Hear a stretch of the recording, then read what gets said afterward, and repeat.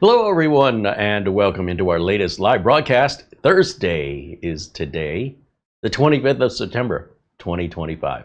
My name is CareyHolzman, and today I've got a review of the Wowie Budget Mini PC, and this thing is very aggressively priced. We're going to unbox it and see it for the very first time as we are live and unscripted, and we'll just see how it goes. You know, I got to tell you, these reviews can take a long time. When you take it out of the box, you show the unboxing, you download any missing updates, you evaluate what kind of networking does it have, who makes the network chips for the wired and wireless, what version of wireless, what version of wired, Windows 11 Home or Pro, 23H2, 24H2. What about opening it up, and is it upgradable, and what's inside, and how difficult is that? Is it quiet? What performance do we get out of the M.2 drive? Is it Gen 3, Gen 4? And if so, what level of quality? And then we can talk about fan noise, Cinebench R23.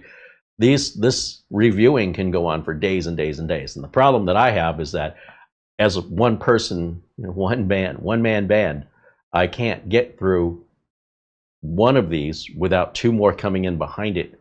And before you know it, you wouldn't even see me. I'm buried under a mountain of mini PCs. So we try and get through these in about 2 or 3 hours, which I find hilarious that people think is a long time, because most content creators will spend 3 days to 2 weeks just trying to make the one video. And it's very edited, contrived, controlled, and scripted, and even things are reshot so that they can convey and control exactly what they want you to see. I can't control what you see. This is live. This is real life, baby. That's what I'm talking about. I don't know why the world is so averse to real life when they tune in to things like YouTube that are meant to be interactive so we can talk to each other. This ain't TV. You can watch it on your TV, but you can talk to the creator. At least here on my channel you can. I don't know why more people aren't embracing it, but maybe we're just ahead of the curve. And so are you, because you get it. And that's why you're here. Thank you for joining me. Welcome in, everybody. And I see a bunch of our friends here already in the chat room, eagerly awaiting the beginning of the show. This was a show initially scheduled for yesterday, but unfortunately we ran into some technical issues, which took us down a whole nother rabbit hole, which I believe are now solved. And now we will continue on today and pretend like yesterday didn't happen. Remember what I said about it being live? This is what real life looks like. If this was an edited video, you would never know. And you also wouldn't be getting the content, because it would take days and days to film and edit and render, upload, title, thumbnail. And then finally, in about 3 or 4 days, maybe a week, then finally you'd get to see the finished, controlled product the way I want you to see it. So do you prefer to be lied to and manipulated and wait longer for the information? Or do you prefer to have the information right now, live in reality, to see the pros, the cons, and deal with it? Which means, yeah, sometimes, very rarely, thankfully, things go sideways sometimes, and we had an issue where we could not broadcast. During the broadcast, it was becoming unwatchable. As a result, we had to stop what we were doing, and thankfully we hadn't even unwrapped this yet, so at least we found out about it before we got too far ahead of ourselves. All right, and I appreciate everybody joining us. A shout out to our friend Buster. Peter Laycock there in the chat room sends us an Amazon gift card in lieu of Super Chat, and we appreciate that as always, Buster. And Buster tells us they're in Edinburgh, Scotland, Bonnie, Scotland, as he likes to say. It is 51 degrees Fahrenheit or 10.5 degrees Celsius. It's already getting cold. You know, here in Phoenix, we're still over 100 degrees, but I think next week we'll be into the 90s, mid to low 90s, and it should be that way the whole week. That doesn't necessarily mean we're done with the 100-degree days, but I sure hope so. Holy moly, it's humid out there, and the air conditioning in my car has decided to stop working, of course. So I'm out there with the windows down and just miserable. And I've got everything to fix my AC. I just don't have the motivation to go out in the heat. Ironically, I got to go outside to fix it. But that's all right. I'll get it fixed, maybe in the wintertime. Welcome in, everybody joining us here in the chat. I see Scott, Mark Baggett, 3D Everything. I also see Scott Messerschmidt, Caniac 44, David Graham, and Eddie Casanova. There's also Rick Lake saying hello, Elijah52 Dickens, and Luke Greenia joins us. Mark Baggett and Andy W6AD say hello.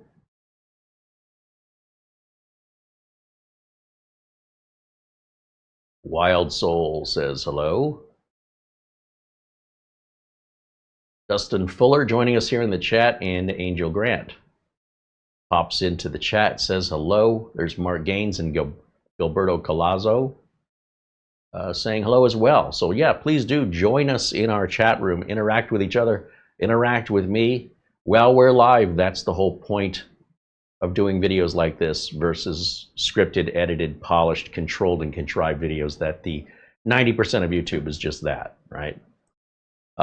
It seems like only gaming videos are expected to be interactive and live, which is weird.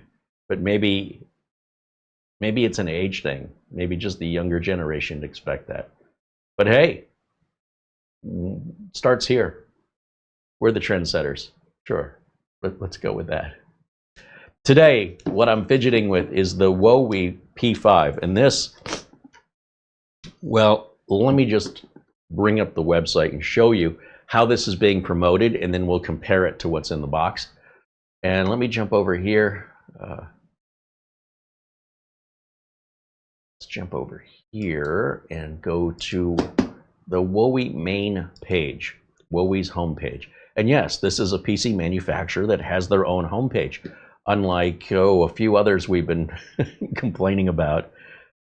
We've had a couple mini PCs from manufacturers we've never heard of, and they don't have any website or support or driver downloads or anything. They're cheap, but you're on your own. Wowie, thankfully, is not one of those. They're also cheap or inexpensive, but at the same time, they also have a place to find support. And that's at wo-we.com. That's the way it should be for every seller of computers on Amazon, but unfortunately it is not a requirement. So some of these folks are just sitting in a little apartment in China. They come up with a business name. They buy a mini PC. They slap their name on it that they make up, and they finance to get a bunch of it over to Amazon, and that's the whole company is one person, believe it or not. And so how can you tell them apart? Well, one way would be before you make the purchase, look and see if they have a website, especially if it's a company you've never heard of before.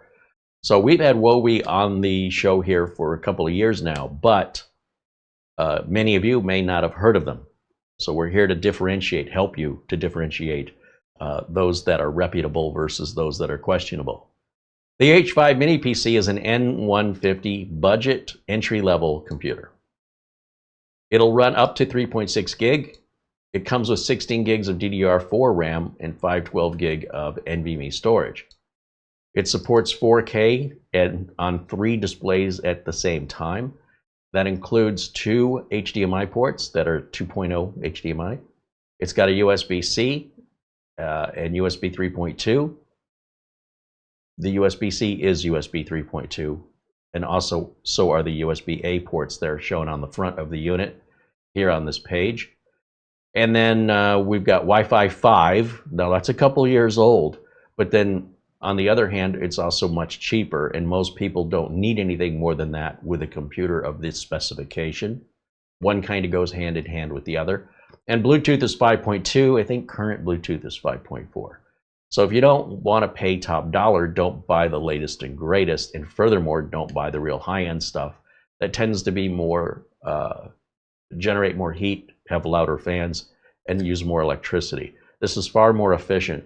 What somebody kind of turns their nose up at is having not enough power. Somebody else says this is perfect because it's cheaper to run, it's quieter, it doesn't get as hot, and all those extra bells, whistles, and features they wouldn't use anyway. In other words, so what if it can open Word, Microsoft Word, 1.5 seconds faster than another unit that's several $100s less? Are you going to type any faster once you get into Word? Are you going to read somebody else's Word document any faster because you spent more for your computer?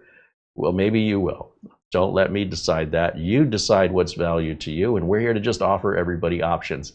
Not necessarily to recommend a product to any of you specifically, but for you specifically to determine if a product is right for you by simply making you familiar of what you should expect for how much it's going to cost. That's it.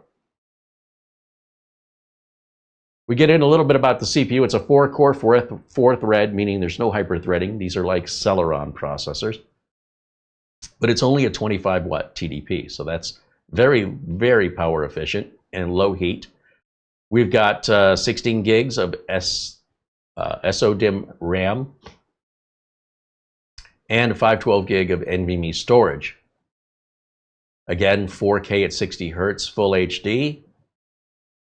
That can go out 3 monitors at the same time. It's gigabit LAN and Intel built-in graphics, of course. And as I previously mentioned, 2 HDMI ports, and then you could get an adapter cable from Amazon, among other places, to go from USB-C out to DisplayPort or HDMI to have that third monitor. And yeah, this would make a great home theater PC because it's small and it's quiet, and home theater PCs don't require a lot of power. It's also not a bunch of flashing lights that are going to distract you from the screen, right? You want it to be sort of near the screen but tucked away and out of sight, so it's not distracting to your entertainment experience where your attention should be focused on the screen and not on the computer. They've got some other accessories they're advertising here, and we're not looking at those today. We might have looked at some of these in the past, by the way. But for today, this is what we're looking at. Now, we talk about pricing. If you look up here, you'll see they've got it available for $145 for a full computer with Windows 11 on it. I mean, Windows 11 itself, the home version, is $100 from Microsoft. You could say, well, it's a free upgrade for Windows 10. It is, absolutely, if you have a computer that can run Windows 11. If your computer does not meet Windows 11 requirements and you bypass those requirements, then you are not running a secure computer, and it will continue to be less and less secure every single day. Whereas this, on the other hand, will get all the Windows updates. It's fully Windows 11 compliant, and you don't have to worry about those security issues. I don't know how much your identity is worth, but if it's not worth $145, save your money. Over here at Amazon, you can see it's available if you prefer to buy it from Amazon. They've got a list price of $204.09 and then a $59 coupon. Whoops, can't do that without signing in. There's a $59 coupon. Now, I don't know how long this coupon's going to be here, but you're looking at around the same price, maybe $240, $49. What does that work out to? $245? I think it's the same price. With Amazon, you might get faster delivery, and of course, they always offer, if you're a Prime member, you always get free delivery. You could have it tomorrow, like I could have it tomorrow if I ordered it within the next 3 hours and 45 minutes. And you have 30-day free returns. So if you don't like this unit, you can either, like if something's wrong with it, you can get a replacement, or if you just want your money back, you can get a refund. Amazon doesn't care what your reason why is. They'll ask you, but you don't, there's no right or wrong answer, or you could just not answer it at all. Either way, they're honoring your return. So if you're considering one of these, but you're not quite sure if it's going to meet your needs or expectations, just order it from Amazon. And then you have 30 days to make up your mind. If you can't make up your mind in 30 days, it sounds like you like it. Just sounds like they. So this is just all their information here about the unit and their after-sales support. One of the things we run into is, what if we wanted to reinstall Windows, or what if we wanted to put a different operating system on it? Mostly what I hear is, what if I want to reinstall Windows for some reason? We're still living in a world where people think that's the way you fix all Windows problems is just reinstall Windows. But if you don't know how to fix Windows, I guess you're not wrong. But usually afterwards, you need drivers. Okay, so if we come over to the manufacturer's website, do they have drivers for this? Drivers support, we click on that. Yeah, right here, the H5, please click to download. We click that button, and it takes us to a Google Drive, which has, it looks like Windows 11, along with the drivers all in one large file. Hit the download button. How big is this file? 1.1 gigs? Okay, well that's not Windows. Thank goodness, because you're not supposed to, according to Microsoft, you're not supposed to distribute Windows. Only Microsoft and authorized partners can distribute. So this appears to be just the drivers because it's only 1.1 gigs. So that's good. The other thing, when some questionable manufacturers give you the whole Windows image, it's like a 15 gig download. And sometimes it's a modified version of Windows 11. And I would recommend you only stick with an authorized version of Windows 11 derived directly from Microsoft for free legally, and then just to that add your specific drivers. So it's nice to verify that you have drivers available before you make the purchase so you don't end up with any surprises after your 30-day period of return is gone. Then you're stuck figuring it out for yourself. And we can help you with that, but best to avoid that scenario. When you agree? So these are things I look for before I buy. And then after I buy it, I evaluate it before I would ever recommend it to any of my customers, because it's a reflection on me. If I'm just looking for a quick, cheap answer for a customer and I just pick something I see on the screen and I go to the customer, here you go, it's cheap, just fix your problem, I might be wrong. This could be, and not this unit, but just having that attitude may end up with a customer having a poor experience. They go, oh, this thing's too loud, or it's too bright, or it's too slow, or whatever the complaint might be. And guess who they're going to complain to? Whoever they bought it from. So if I sold it, this is a reflection on my quality and my integrity and my idea of acceptable. So I always want to evaluate things in person, not from Reddit and not from YouTube videos. Those things are good to help me know what to expect, but nobody knows what my values are, and nobody knows what other things I demand that I find non-negotiable. And it wouldn't do me any good to tell you, because quite frankly, you have your own, whether you realize it or not, and everybody on the planet has their own definition of value. And if they feel like something isn't worth it, the only way you're going to know that is to buy it and experience it, and make sure, if you're not buying 100% with something you're familiar with, that you have an easy, trouble-free return period. If you're looking more to save money, you might realize in saving that money, sourcing it from, let's say, eBay, you may get no return whatsoever, no customer service. It's a garage sale. You get what you get. So if that's worth saving 20 bucks, I mean, that's up to you. It might be fine, but if it isn't, you've got no recourse. Other than you could list it on eBay and pass it on to the next person. I guess that'll be your only way out of it. And then eBay will be the one making all the money, because they would have made a commission the first time it got sold, and they'll make a commission again when you sell it. Anyway, let's get back over here to the chat room right quick. I lost my chat window. Okay, there you guys are.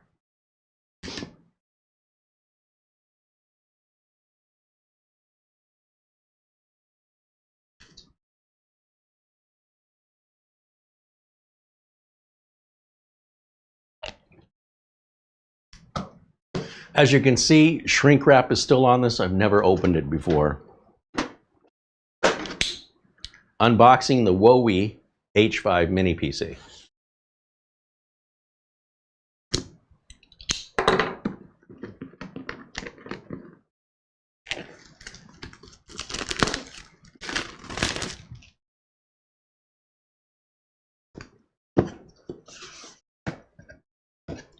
I'll just leave that right there so you know what we're working on.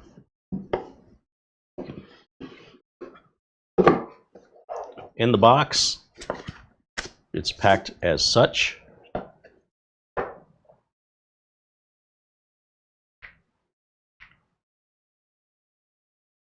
And some thick documentation. Here's our mini PC.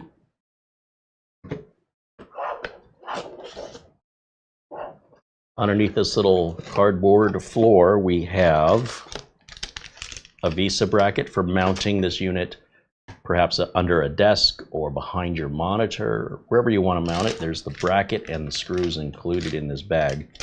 I personally never use those, but to each their own. If you are going to mount it behind your monitor, they give you a very short HDMI cable for that purpose. Otherwise, you might find this is too short to use. But usually, if you're buying one of these, you probably already have a monitor. And if you already have a monitor, you probably already have an HDMI cable. And then this is it. It's our power brick. Now, when you get into these budget machines, you're just not going to get much cable when it comes to these power bricks. I'm not a fan of the power brick like this because it basically, when you plug it into the wall, it can block other outlets, or if you plug it into a surge protector, it can override outlets on either side. And unlike a laptop power brick, which then has another cable, right? Usually one comes from the wall power to the brick, and then from the brick out to the PC. It doubles your cable length. And as you can imagine, by doing it this way, not only does it kind of hog up a surge protector or the outlet or surrounding outlets, typically the cable is also quite short. It's a way to keep the machine very inexpensive and also very portable, so you're not sitting there coiling up 200 feet of cable if you're moving around with it. So if we take a look at this, I'm going to say that's about 5 feet. It's not a lot. For me to plug this unit in, I have to go back behind here, me personally, and then run the cable all the way to the desk. I'm almost going to always need an extension cord the way that this studio is set up. You may not. You may just be going right down behind it and plugging it in, but this could be an issue. And not only with the cable length, but even where you plug it in, it may not. You may need to buy a surge protector that's wide enough so that this doesn't block neighboring ports. If you've got a surge protector, you're using 5 of those outlets, let's just say, out of 6. This may not fit in the last one. Or if you take out a neighboring plug to fit this in, then what do you do with the other plug? But that's true of all of this wall wart, we call these wall warts, design.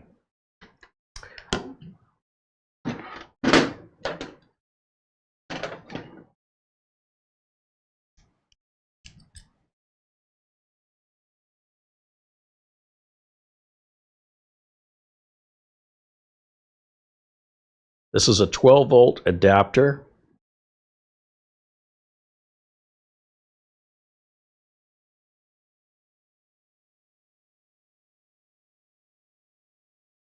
That can output 1.5 amps. I'm not quite sure what somebody in the chat room can do the math.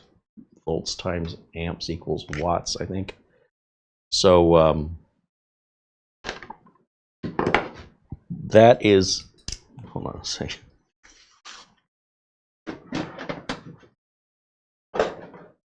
This is everything included in the box, not my keyboard. This is everything included in the box. And we're going to put this stuff back in it just to get it out of the way so I don't keep knocking stuff over.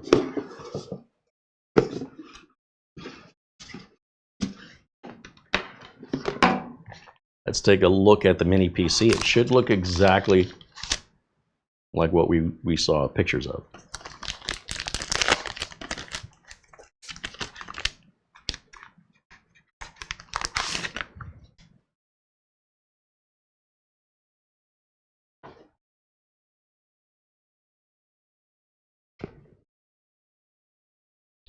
Yep, exactly as pictured. We've got some air vents up here, a couple of USB 3.2 Type A's and a USB 3.2 Type C, headphone, microphone, headset jack, 3.5mm jack.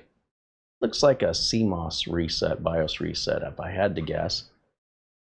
Just ventilation here, ventilation there. And coming around the back, looking at our ports, there's our gigabit LAN, 2 more USB 3.2s. There's your 2 HDMIs. And your barrel power connector. If you wanted to work on it, you don't have to remove the rubber feet. The rubber feet have holes in them. That way you can get to the screws, and then there's a pull tab, pull the bottom off, and that's how you can get to access upgrading or replacing storage, RAM, and potentially the Wi-Fi as well. So it looks super easy to open. Let's take a quick look at it and see if it's as easy as it appears.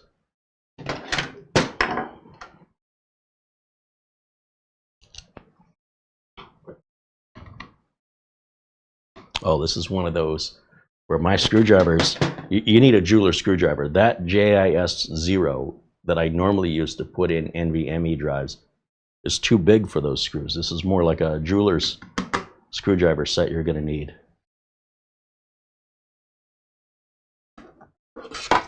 Something like this, for example. Let's see if one of these will do the trick. Perfect.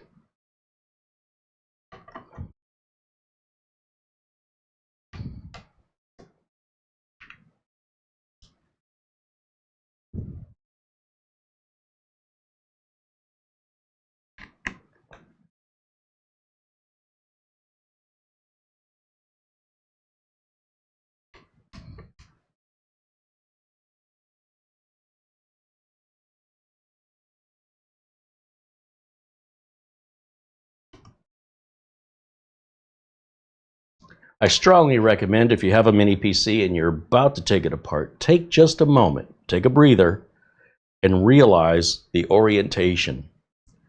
I'm seeing the specification here on this label is facing the front of the unit. And the pull tab to pull the back off faces the back of the unit. If we just remember that, we won't have to fuss with all the different orientations to figure out what the proper way to reseat that is. So this little pull tab, once we've removed the screws, should lift up. Be careful, sometimes there are wires or things under here. It does look like they give you a space for a 2.5-inch drive, but they do not give you a cable for it. I see no cable inside of here for that. And I'm grateful. As far as I'm concerned, good riddance, because all you're going to do is trap more heat, and there is no fan. You see no fan in here. On these budget mini PCs, it's very easy to trap a whole bunch of heat in here and then start having early component failure or loud fan. Well, the fan's going to be on the other side. Right up here is your CPU, and that's the only fan this has. It's just there to cool your CPU. So you're best to just not modify anything inside of here. The manufacturer's already done all that testing for you. You can, however, change your NVMe drive, and there's room for one with its own heatsink if you choose to do that. And here you've got single slot, single channel memory. That's because it's a Celeron processor. It is limited by how much memory it can use, and it will not use it in dual channel. That's an offering Intel makes to make it less expensive. It's not as powerful or feature rich as a regular, I wouldn't say a regular desktop, but any other model other than the N series. When you go to the i3, i5, i7, i9, Ultra 3, Ultra 7, Ultra 5, Ultra 9, those all have dual channel. Only the budget line has that stripped away in order to bring price down. Doesn't make sense why somebody would put a 4 terabyte hard drive and 96 gigs of RAM totaling, you know, $500 into a $150 computer. It doesn't mean somebody wouldn't do it. It just doesn't make any sense. And this won't allow for it anyway, right? So understand what you're buying. And for most people, they can't tell a difference anyway. If you're one of those people, you probably don't want to be buying the least expensive computer. You will never be happy with any of them ever. There will be no exceptions and no modifications that you can do that ultimately wouldn't just be cheaper for you to buy a higher end than to try and modify it and bring it up to what you want. You can if you want to, but it's a profound waste of time and money when they sell so many different models of these. Just get the one that's most attractive to you. It will cost you less and be a lot less trouble. All right, let's get back over to the widescreen, and I'll take this up to the camera and show you close up what we're looking at here. Pretty simple design, and again, that's what you should expect from a $145 computer is, you know, just the facts, just the basics. So we have a 512 gig NVMe drive right there, made by something called Hi-Rel, and never heard of them. This is our RAM module, which you can upgrade, but you shouldn't because there's really no benefit. Even if you put 32 gigs in this and it sees it, it's still really not going to use it. At least I don't think it will. You're not going to see a whole lot of benefit because your CPU is really what's holding you back. Now, looking underneath this NVMe drive, there's another little card here that's replaceable. That's your Wi-Fi card. So if you wanted to upgrade this to Wi-Fi 6, you probably could. But again, this can't even keep up with Wi-Fi 6. pretty much. So I don't know what the purpose of that would be. There's a close-up of the back once again, and of the front. Thumbnail. Take off my glasses.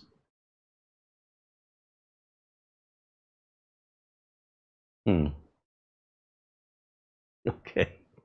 Trying to make a face. No, I have not been trying to make a face this whole time. Just bring it close to my face. Do it that way. Maybe one of those will work. That's for later. That's a little treat for myself for later. Thank you for humoring me. All right. That's all there is. I love simple things. I really do. So again, looking at the label, front of the unit facing me, makes it very easy to put this on.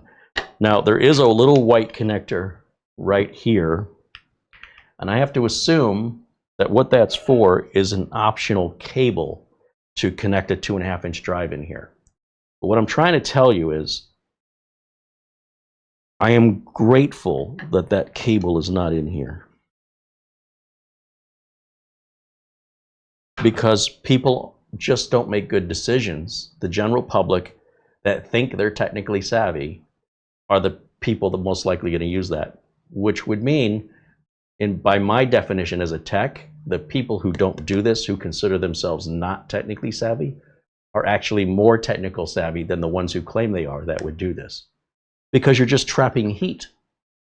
And it's not going to run any faster than if you plugged it into this USB 3.2. No, that's the HDMI. If you plugged it into one of these USB 3.2s, your drive will run exactly the same speed on the outside of the case. And that means you can switch drives and have as much capacity as you can switch drives as you need it. And the drives are external. That means that if you're not using the drive and you unplug it, should anything happen from a power spike to a ransomware or virus, your drive is safe and free. Or if the machine doesn't turn on, you go, how do I get my data off of it? You've already got your data off of it externally. This makes no sense into 2025. And why anybody would use it? Listen. You are welcome to use your computer however you choose to use it. I have seen people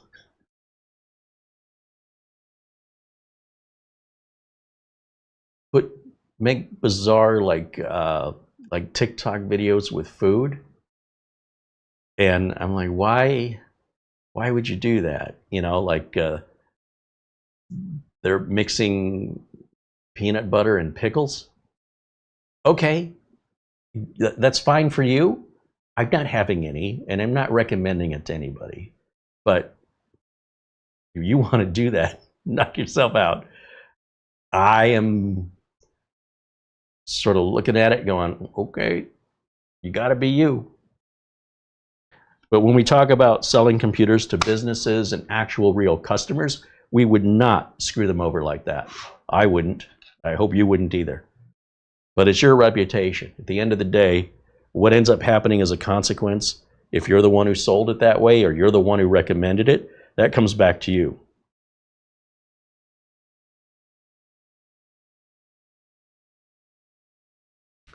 All right, so we're going to put this back on, and then we'll plug it in and give it our first test boot, or not test boot, but rather we'll go through the out-of-box experience to get Windows 11 configured, and then we can take a look at who makes the network card, the Wi-Fi card. We can see how fast the NVMe drive is. Don't expect much. It's, again, limited by the CPU. To give you some idea, some concept, the cost of these parts, if you were to buy the case, the motherboard, the CPU, the cooler for the CPU, the RAM, the storage, the Windows operating system, the Wi-Fi card, which is Bluetooth, and this power adapter, include the VESA bracket and the packaging, and then still be able to sell that for $145, how much profit do you think they're making off of this? Seriously, at the most. How much money, if you did this yourself, and you knew you had to sell it at $145, would you make more than $15 on it? And then for that $15, you have to honor the warranty for a year and handle all the support calls for a year. For $15, you have to write up the website, pay for the hosting, program the website, put the links to the downloads that you have to create and upload and monitor. For $15, you go before me. If you want to do it, you go right ahead. You think you can do this cheaper at home? You think you can put this together yourself for under $145, let alone make it better? Please teach me how. You know something I don't know. If it can be equivalent or better than this for less money, you know something I don't. Please don't keep that information to yourself. Just as I'm here to teach, I'm also here to learn. So if you know something I don't, please share it. The Asus, what do they call it? Strix Halo 395 AI. That's on the more expensive mini PCs that cost about $2,000.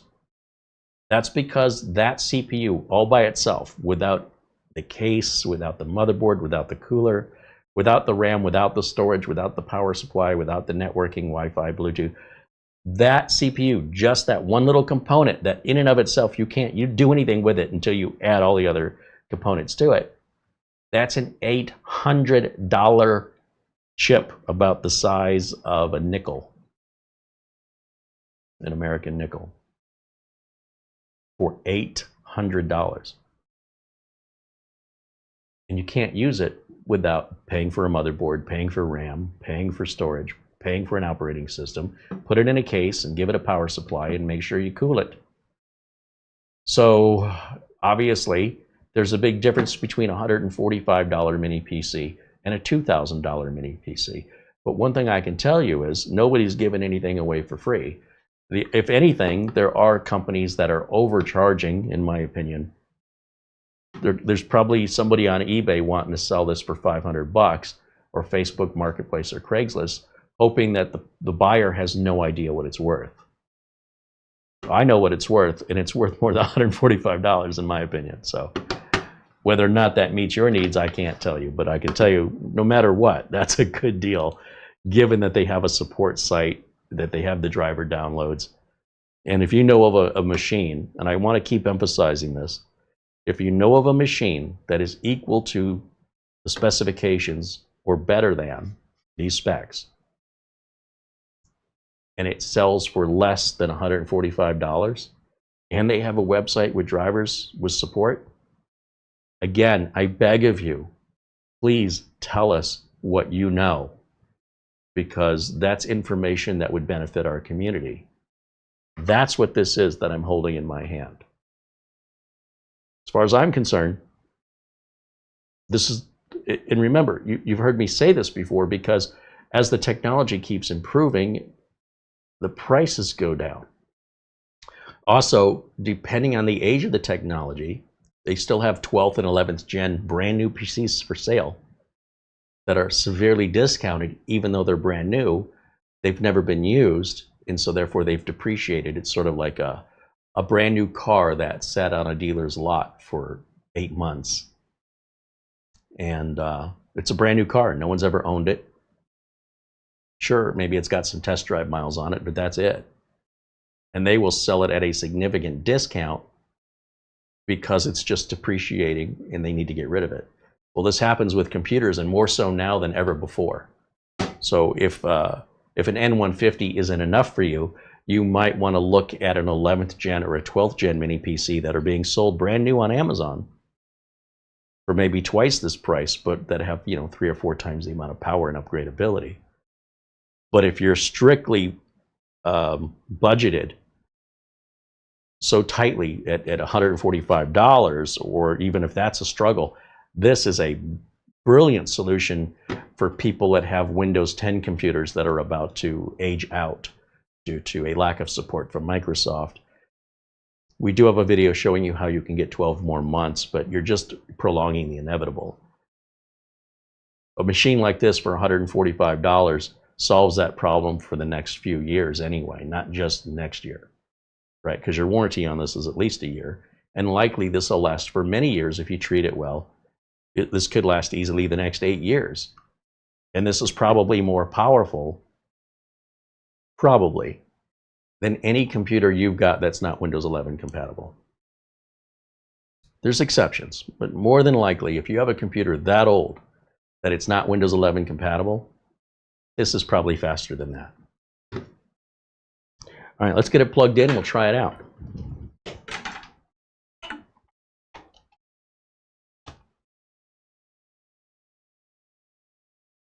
I normally save the power cable for last, but I'm just going to plug it in to get it out of the way because that just happened to be the first thing I grabbed.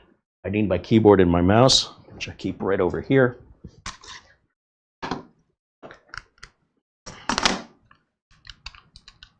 And we can use any USB port for the keyboard and mouse. I'm not going to plug this into the network. I don't want any internet connection during the first boot up. That's true of all laptops, desktops, whether we built it ourselves or we bought a pre-built from Dell or HP or any of the other big name brands or any mini PC. First boot up, no internet connection. Finally, I need an HDMI cable, which I think I'm standing on. I am.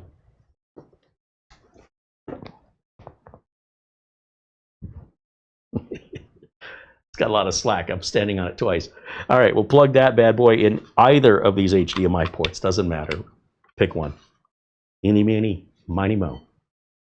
Then we'll give it some power. Power light comes on right there, as you can see. And then we're going to come back over to the output of this machine that goes into our streamer over here. And we're booting.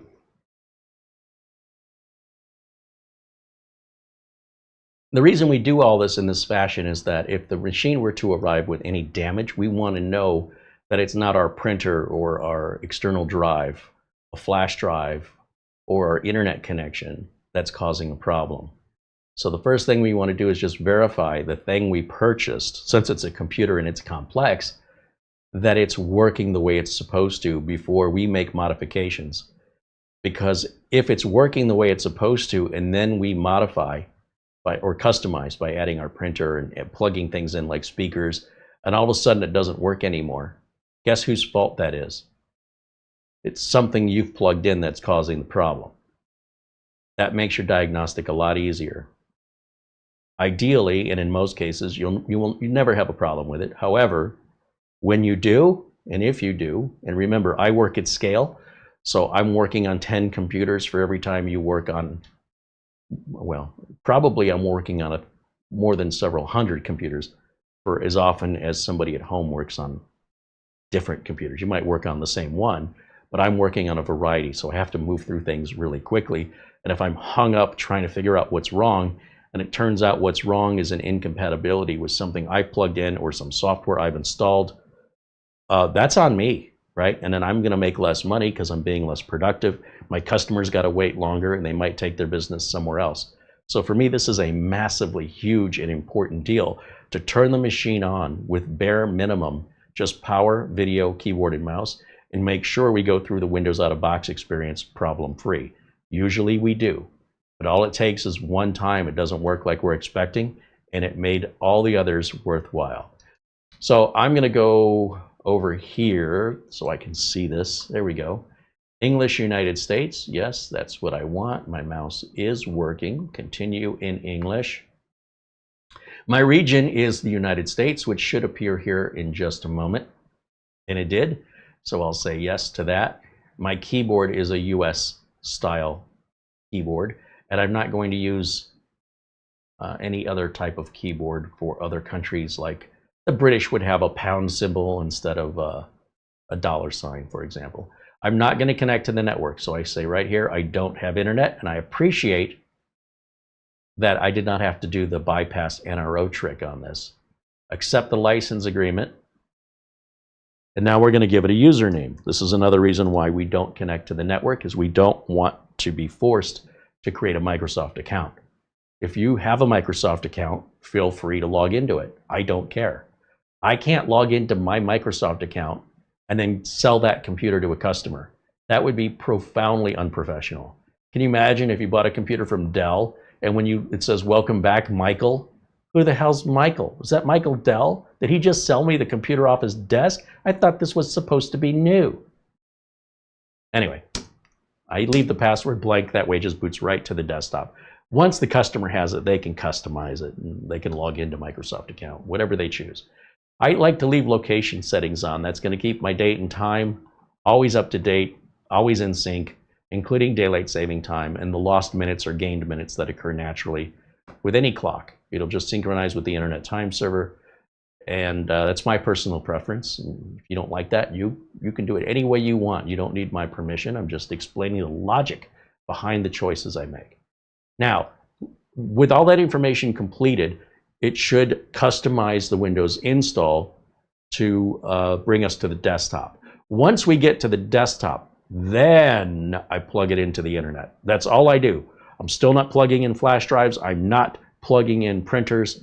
I am not making any modifications, not even speakers. At this point, all I want to do is I'm continuing to test this unit that it functions like it's supposed to. Because the minute I add unnecessary items like non-critical items to the functioning of the computer, if there's some indication of a problem with a Windows update or anything else, it could be because of the thing I plugged in. That would make it me the problem. I would be the problem. So then what would I do? I'd call the manufacturer and I'd blame them for my problem that I caused, that I'm responsible for, that I refuse to acknowledge or even consider I'm the cause of my own issue. I don't do that. You might. I don't do that. So I want to verify that I am never the cause of any issues that occur when we're testing a brand new computer. We want to test it the way the manufacturer sent it. Once we verify everything works like it should, and it usually does, I still need to check it, then and only then can I start plugging things in, and again, one by one, because of any one of those things, regardless if it worked before, regardless if it's brand new. I don't care if it's brand new. It doesn't mean it automatically works. So if we do things one at a time, in the unlikely event that something unexpected occurs, we know it's the last thing we did that caused it. That's the fastest diagnostic you can ever have. Now that we've got the system booted up, I'm going to grab my Ethernet cable and we're going to plug into the network jack in the back of this mini PC. And in the bottom right corner, you'll see the little flashing icon that it's getting an IP address. And then once it obtains a connection with the router, it connects to the internet and it will fill all those ghosted items in the start menu to those that are applicable to the United States region. All right, with that done, we're going to go to Windows Update and we'll start downloading updates. So again, very minimal configuration. All I have plugged in, power, video, Ethernet, and my keyboard and mouse, nothing else. We hit Windows Update here, check for updates. Now, the screen's a little hard for me to read. I think it's in 4K. So while it's checking, we can multitask here. We'll go to Display Settings, and I'm going to change this to 1920 by 1080. Again, it doesn't matter if you like it. You change it the way you like it. I'm showing you how I like it. Some people are very confused by misunderstanding the point of my videos. And then if we go over here to advanced settings, advanced options, I always like to turn this feature on to keep me up to date with other Microsoft products also here, and to notify me when a restart's necessary. 0 available updates. If I right click on the start menu and go to System, we can see what version of Windows this came with.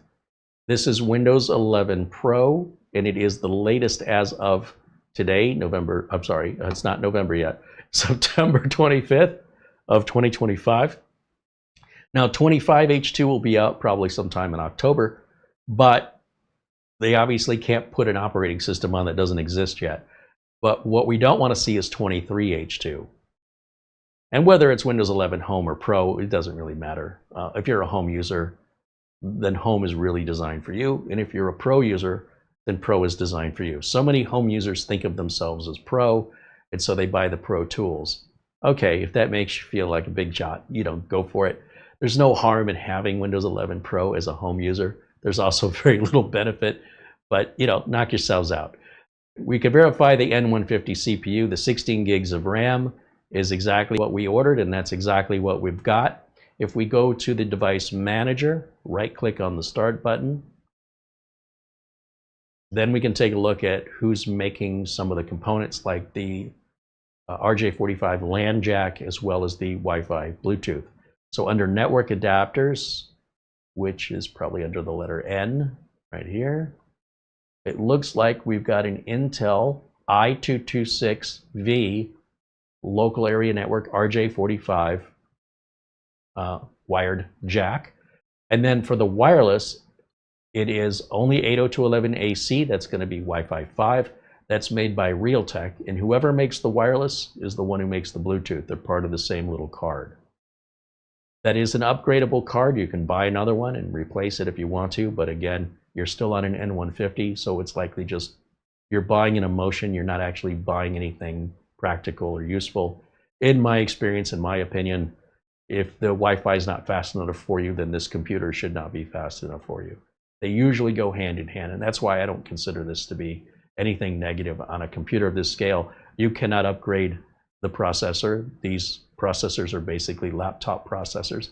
They are soldered on a permanent part of the board. If it's not good enough for you, it's time to replace the computer. But if you want to throw money at this thing, I think it's pointless, and it's very what do they say? A fool and their money are soon parted ways. That would, for the most part, with few exceptions, I would say, hey man, you know, you can go invest your money in whatever you want if that's how you want to spend it. And if the reason that you claim that you don't have any money and this is how you spend your money, it all starts to make sense to me. That may be the difference between us, but it's your choice to make. I just want you to have proper expectations, and if this isn't going to be up to your level of expectation, you need to spend more money. And you can either spend more money and get a unit that's already designed with a higher end processor that's faster and more upgradable than this, or you can try and upgrade this as best you can, but at the end of the day, you're really not going to make much difference in it. So does it make any sense to me why you would choose any other way? But a lot of people do things that doesn't make sense to me, and that's okay. It doesn't have to. I'm going to just check my power settings because I don't want, whoops, didn't want that to happen. Let's click that, and get this out of the way. All right, here we go. Close that out. We come back down here and I'll type edit power. Yeah, why is it? Oh, because I'm missing the letter O. Okay, edit power plan. I want to make sure this thing doesn't go to sleep on us while we're live. I'd never want a computer that is not running on batteries to ever go to sleep. This is a battery saving feature. No idea why anybody would use this. It blows my mind. Now, with regards to turning off the display, this can be quite your display, your monitor, especially if you have multiple monitors, that can often eat up more power than your computer's eating up. So to have the display turn off after a certain period of time, that makes sense to me. We'll save those changes. The other thing I want to do is I want to get rid of this little cartoon down here. This is called a search highlight. That if you just type in the word highlight, yeah, it starts, I just typed hi, and right up here it says, oh, were you looking for show search highlights? Yes, I was. So I click on that, and under this right here, under more settings, show search highlights, I turn that off. Now, Microsoft updates have changed the location of this, but you can still find it. And when you do, your screen might look a little different. Use your eyeballs and read the words, and you'll see it every single time. All right, and then we'll go over here. I'm going to say, I don't want to be reminded. No thanks. And then we'll just check how our Windows updates are doing by coming back over to settings. Even though that window was closed, it's still running in the background. So I just want to bring it back up and see how it's progressed. And we'll let that finish. Overall, this is a very small amount of updates. Don't worry about any duplications like this. One will fail, or they both might fail. That's fine. When we check for updates after a reboot, they should no longer be offered. Windows 11 is really good at having some self-awareness with regards to what updates it's tried, what updates have succeeded, And sometimes an installed update that we're checking for manually conflicts with an automatic update happening in the background that we don't know about. And there can only be one. So we'll let that run, and while it runs, let me come back over to camera one. In fact, let me put camera one in a corner. We'll keep an eye on both. If I can actually select the right input on OBS, that would be helpful, Carey. That's better. And yeah, if you have any questions for me, this will be a great time to ask as we wait for the downloads to install. And then reboot. And then we can run Crystal Disk Mark. Running Cinebench on this is silly. I mean, it's like entering a tricycle into a drag strip race. Perhaps they'll allow it, but no, why? Why? I don't know. Seemed like a good idea. Well, you got a lot more time on your hands to sit around and imagine that kind of stuff. Me, I'm trying to get work done. I'm trying to help people as quickly as I can. And the more people I can help, the more my life has purpose. If I'm sitting around here going, I wonder if I can run a tricycle on a drag strip, I need to get a job. All I'm saying is maybe I need to work some extra hours. There's something going on that has left me with that much free time. That's not how I want to spend my life. I want to make sure I make the most of every day by contributing to my community.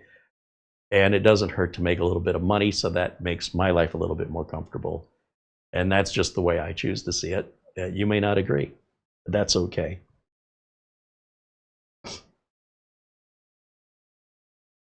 Now, I've missed a ton in the chat while I've been full screen looking at everything over here. So give me a second and I will catch up. But in the meantime, if you do have a question, this is a great time to ask.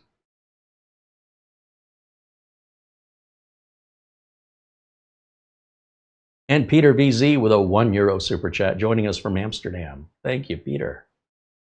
Frankie B joins us and says hello. There's Gary Bickle in our chat room joining us along with Old Man 55.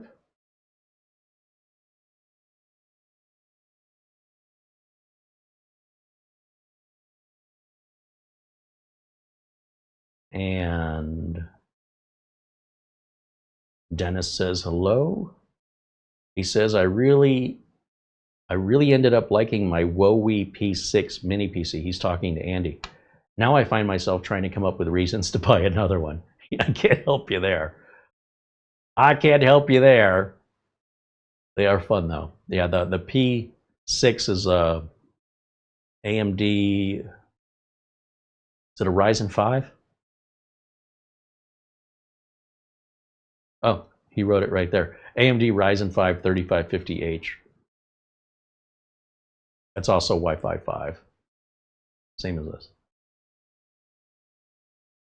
Andy says he likes the Peloton W04, the 5600H, but that's, you know, $70 more. So I would guess if you spent $70 more, you might like something that was $70 more, a little bit more, generally speaking. That's logical. Dave Leonard says hello.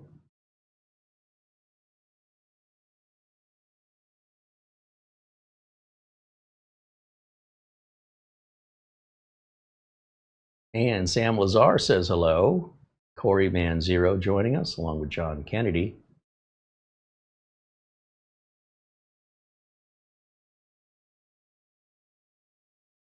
John Kennedy doesn't even think they make $15 on this. He thinks they make 10%. So at $145, that's $14.50. You might be nickel and diming me there, John.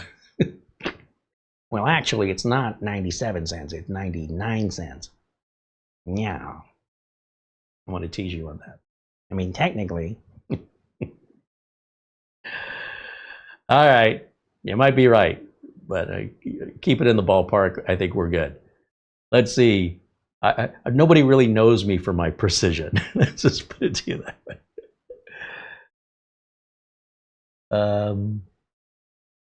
Shane Perkins says hello.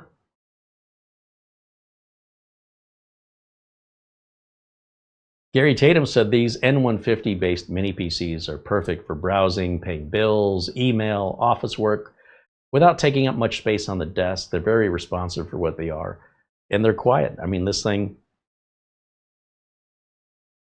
if I listen really carefully, I can hear a fan. Very quiet. So yeah. Paul Vercher joins us in the chat, says hello. There's Johnny Weld saying hello. And yeah, David Graham, I agree with you there. That's exactly what they're designed to do, is just regular, anything but gaming, really. And even then, you can still do some gaming, but more like retro or other styles of games other than AAA titles that cost more than the mini PC. Jim Kenny joins us here in the chat and says hello.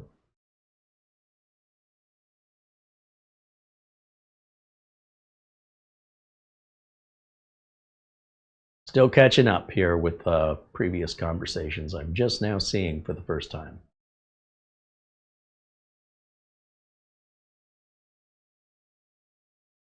Essential Working Too Hard joins us, says happy Tech Thursday.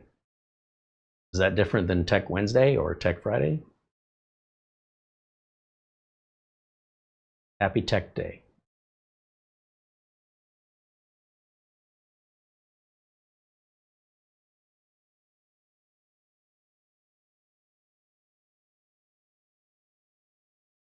Oh, our friend Buster is going to call it a night. It's about 8 or 9 hours ahead there in Scotland from us in Phoenix. So have a good night, Peter, and we look forward to seeing you soon. Thank you for, again, all of your support and your kindness.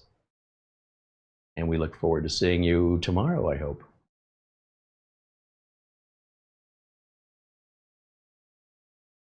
Sam Lazar said this would work for online bridge. It would work for any strategy games, pretty much. You know, card games, chess, checkers, Othello, yes. And certainly any thought games, games involving word searches or what was that one people's Wordle? That's a game. I'm just saying, that's a game.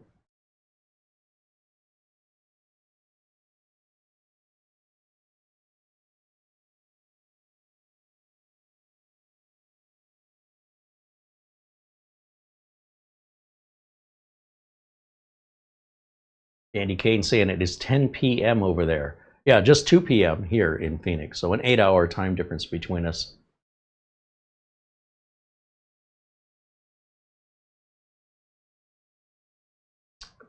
And let me check something over here.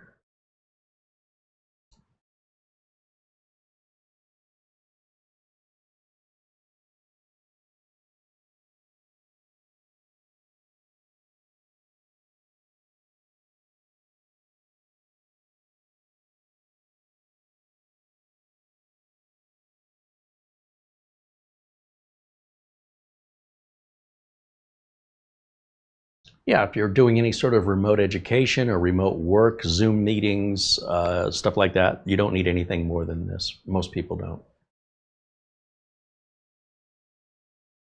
If they're using it in that way, the people that tend to spend more would be power users and gamers.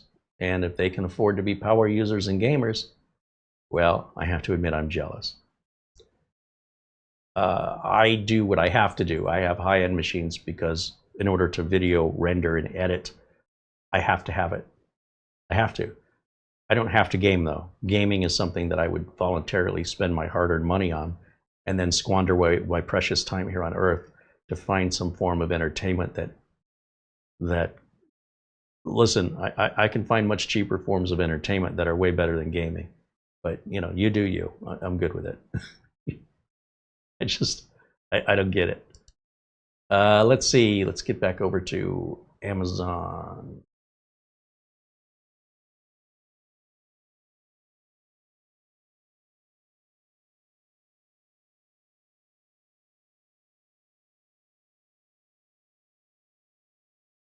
So this is the equivalent of a 12th gen CPU, the N150.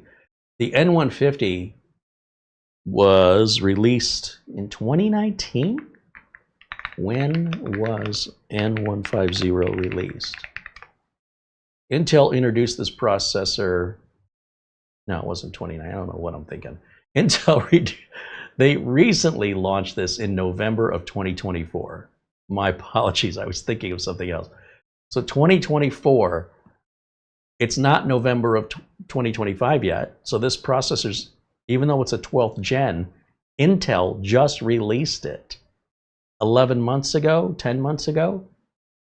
So there are some very inexpensive mini PCs on the market. This is where I've confused myself. I saw that 12th gen.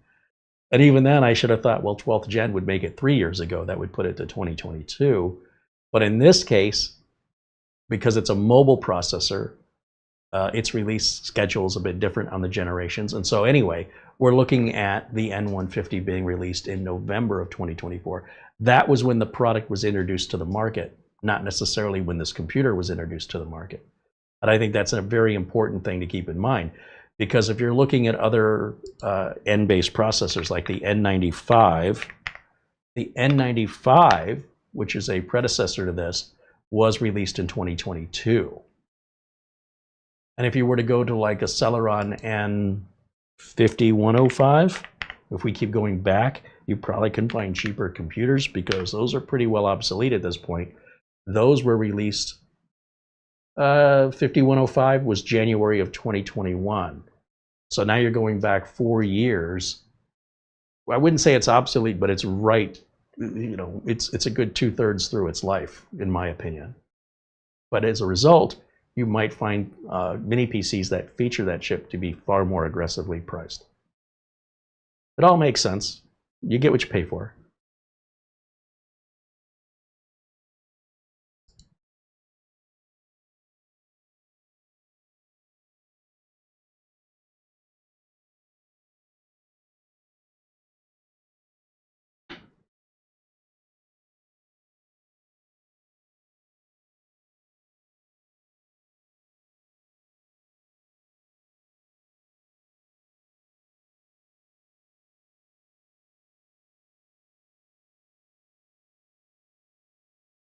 Essentially, you know, what people often do online is they don't have anybody else's life.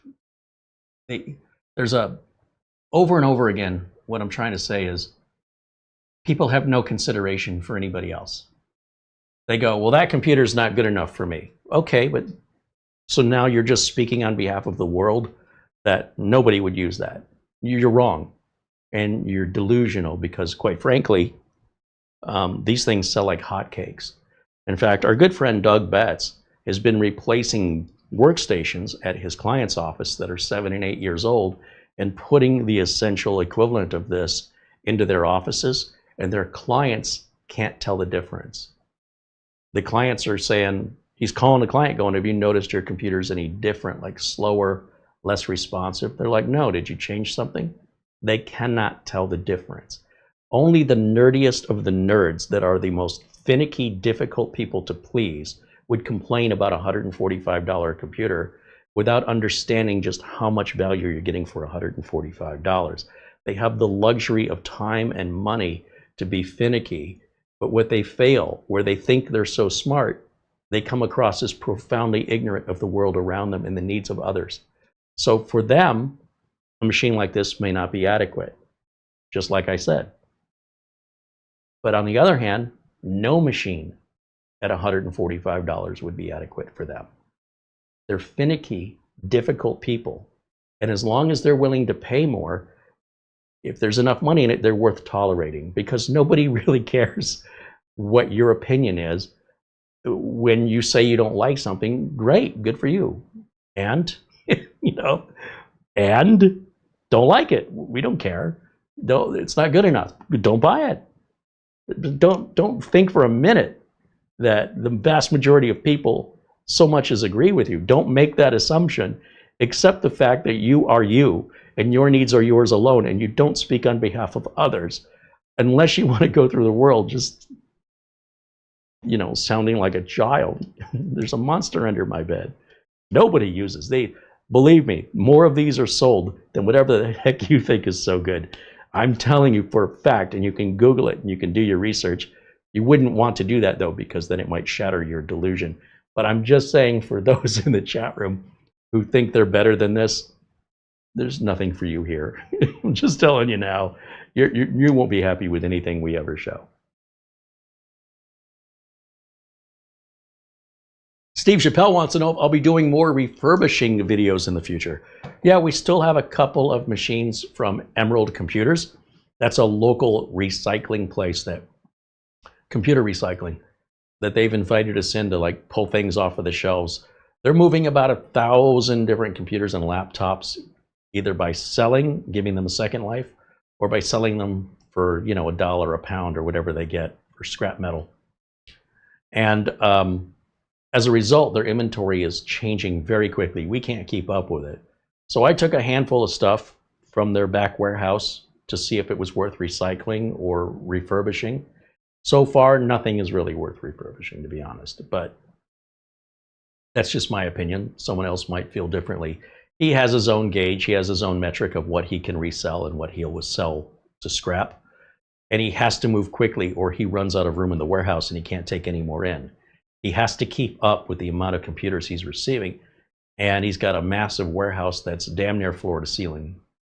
And they're just moving, they're moving it by the pallet. They're not moving 6 laptops or 12 laptops. They're moving 1,000 every month. So you can calculate that out per day.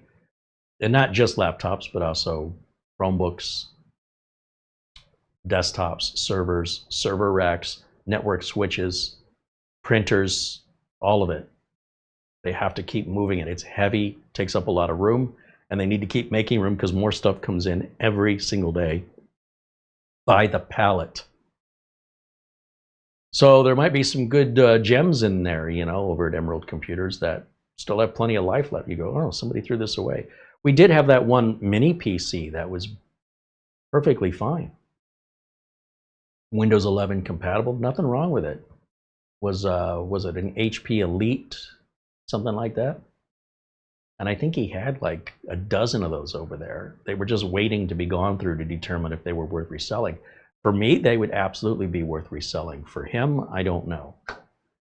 But when we get done, we've got 2 more computers plus a video card that he's got a bunch of these video cards that came from crypto mining. And they have a special BIOS where they're tuned for crypto mining, which makes them terrible for playing games. So he ended up buying a big batch of these graphics cards, and his technicians went through them, and about 500. I don't know if he bought 1,000 or if he bought 500, but about half of them used the same BIOS that they were able to then reflash and then sell those cards as fully working retail cards. That other half, they have variations and revisions where there's over 500 BIOSes or 250 BIOSes, I can't remember, that are possible for each card. But at some point, you'll have so many cards that have this version of BIOS and so many cards that have that version, and it's really hard to tell from just looking at the card. It takes quite an investment of time. Now, how much time do you want to pay your employee to go searching and experimenting to find a BIOS that only works on 5 of those 250 cards? You're going to lose money. So he's got some that are saying, hey, look, you can do this yourself. I'll sell you the cards. And he's offering the cards as little as $20 a piece. If you buy all of them, just get them out of here. And then you figure it out. Because he's already made his money back on the half of it that he bought. He's already repaired, and by repairing, I mean reflashing with the right BIOS, and then gave it a second life, resold it. That keeps it out of the landfill, and it saves somebody a lot of money. But at some point, when you're moving 1,000 computers a month, you can't spend too much time on anything, regardless of what it might be worth. If the time and investment that goes into it to make it work is at the end of the day going to cost you more than what you could make on it, it might make more sense for somebody at home that's a hobbyist to play with it, or to just send it off for scrap.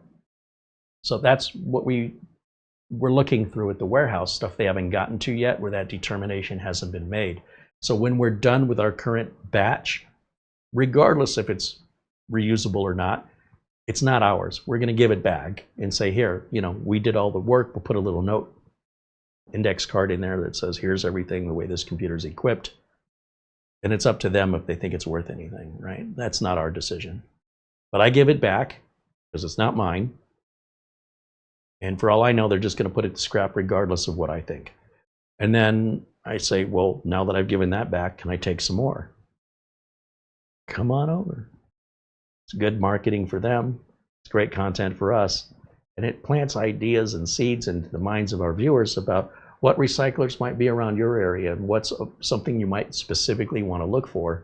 If you see some make and model here that somebody has basically thrown away for recycling that you think, wow, if I could find one of those myself for a certain price, I could do that. I could fix it up.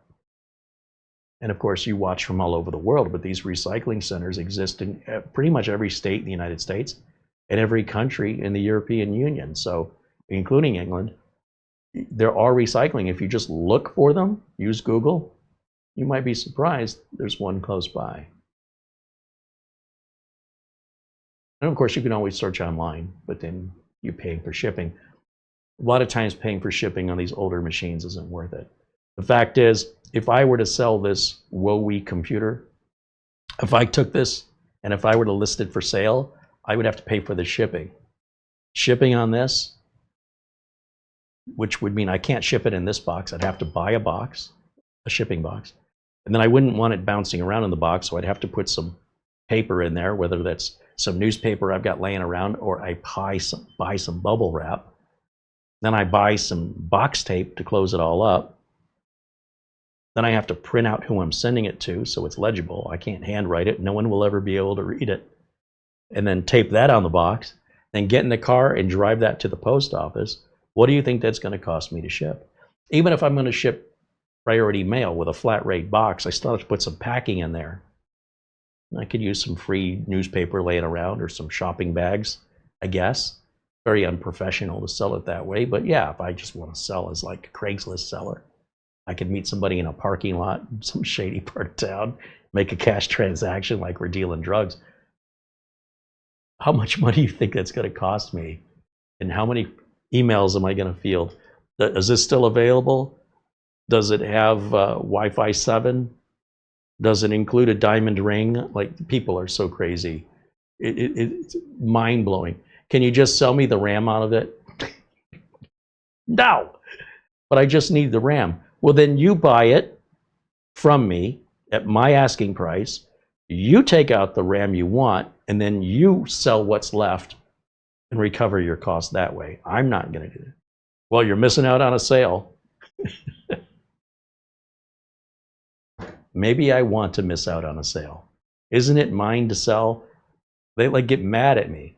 Why won't you just sell me the RAM? Because I'm not offering the RAM. When Subaru Mike put the Mustang up for sale that I had, somebody asked if they could just buy the seats.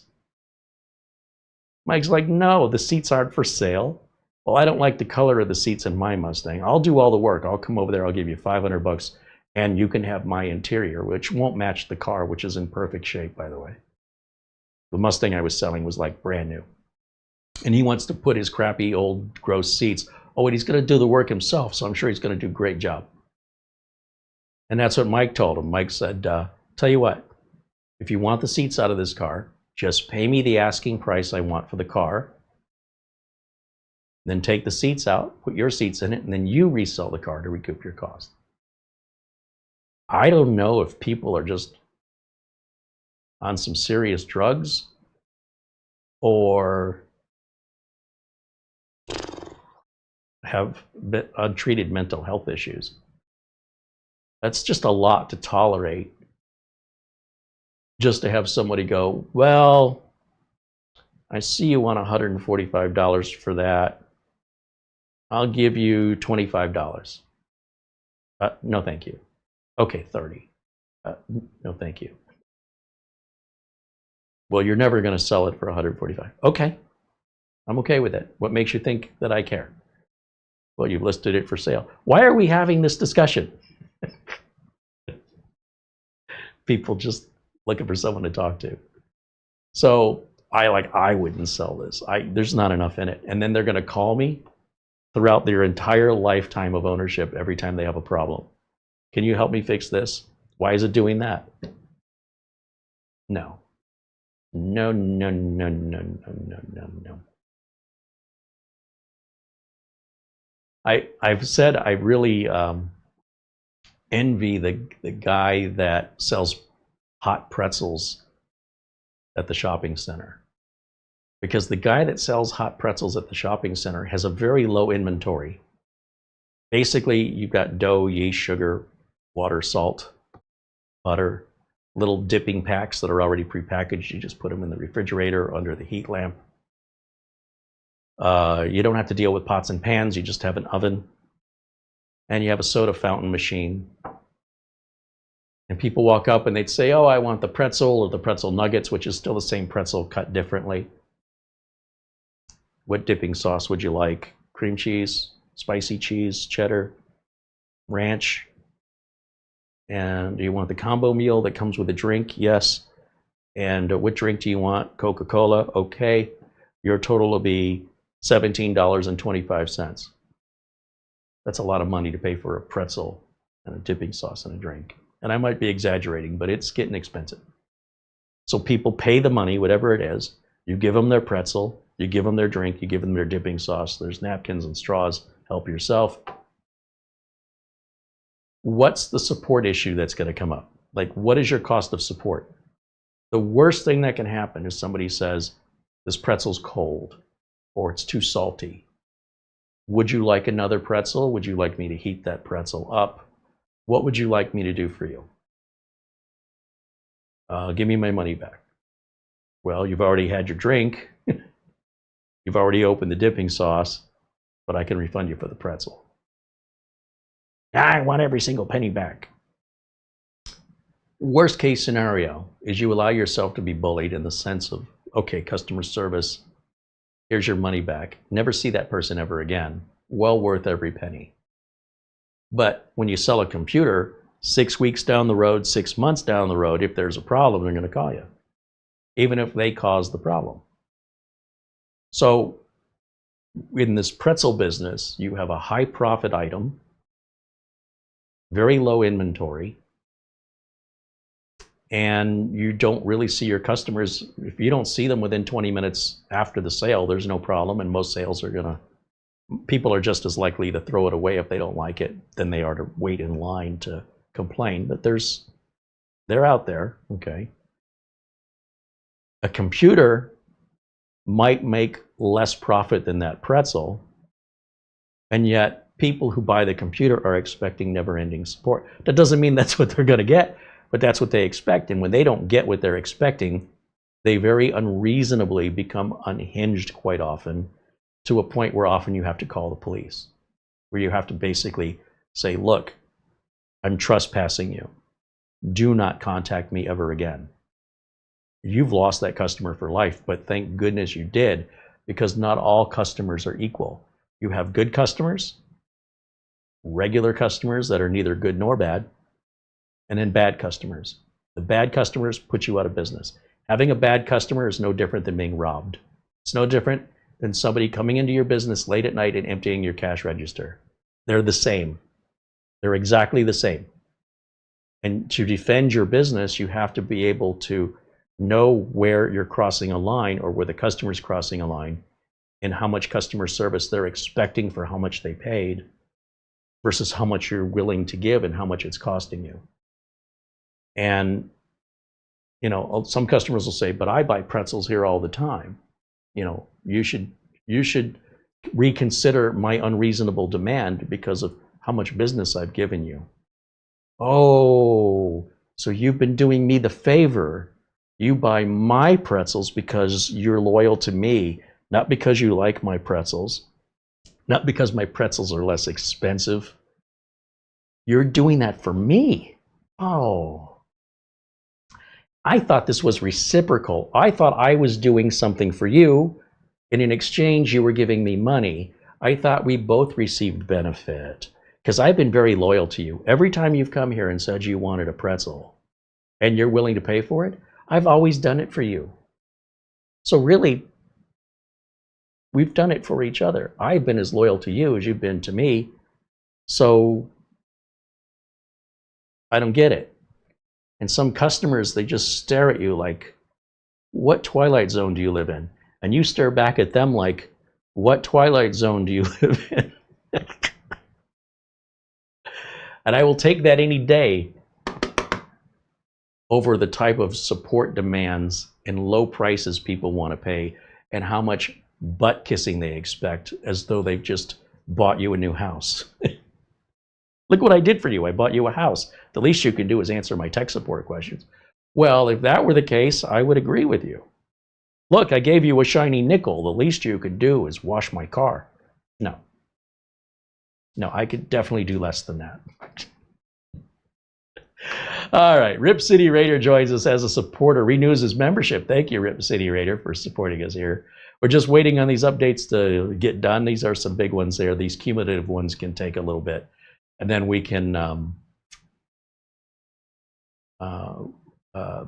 run like Crystal Disk benchmark, Crystal Disk Mark, and see what kind of performance we get out of this.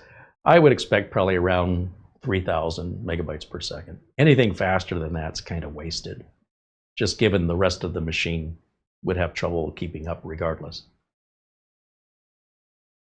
Frank Jimmy says, every time I put a motherboard and CPU up for sale online, a buyer will always inquire about buying just the motherboard or just the CPU separately. It's so annoying, right? I agree. It's not what you didn't say, we'll sell parts. And then what's funny is when you tell them no, they don't just say thank you. They go, well, why wouldn't you? Because I don't want to. Yeah, but you're losing a sale. Okay.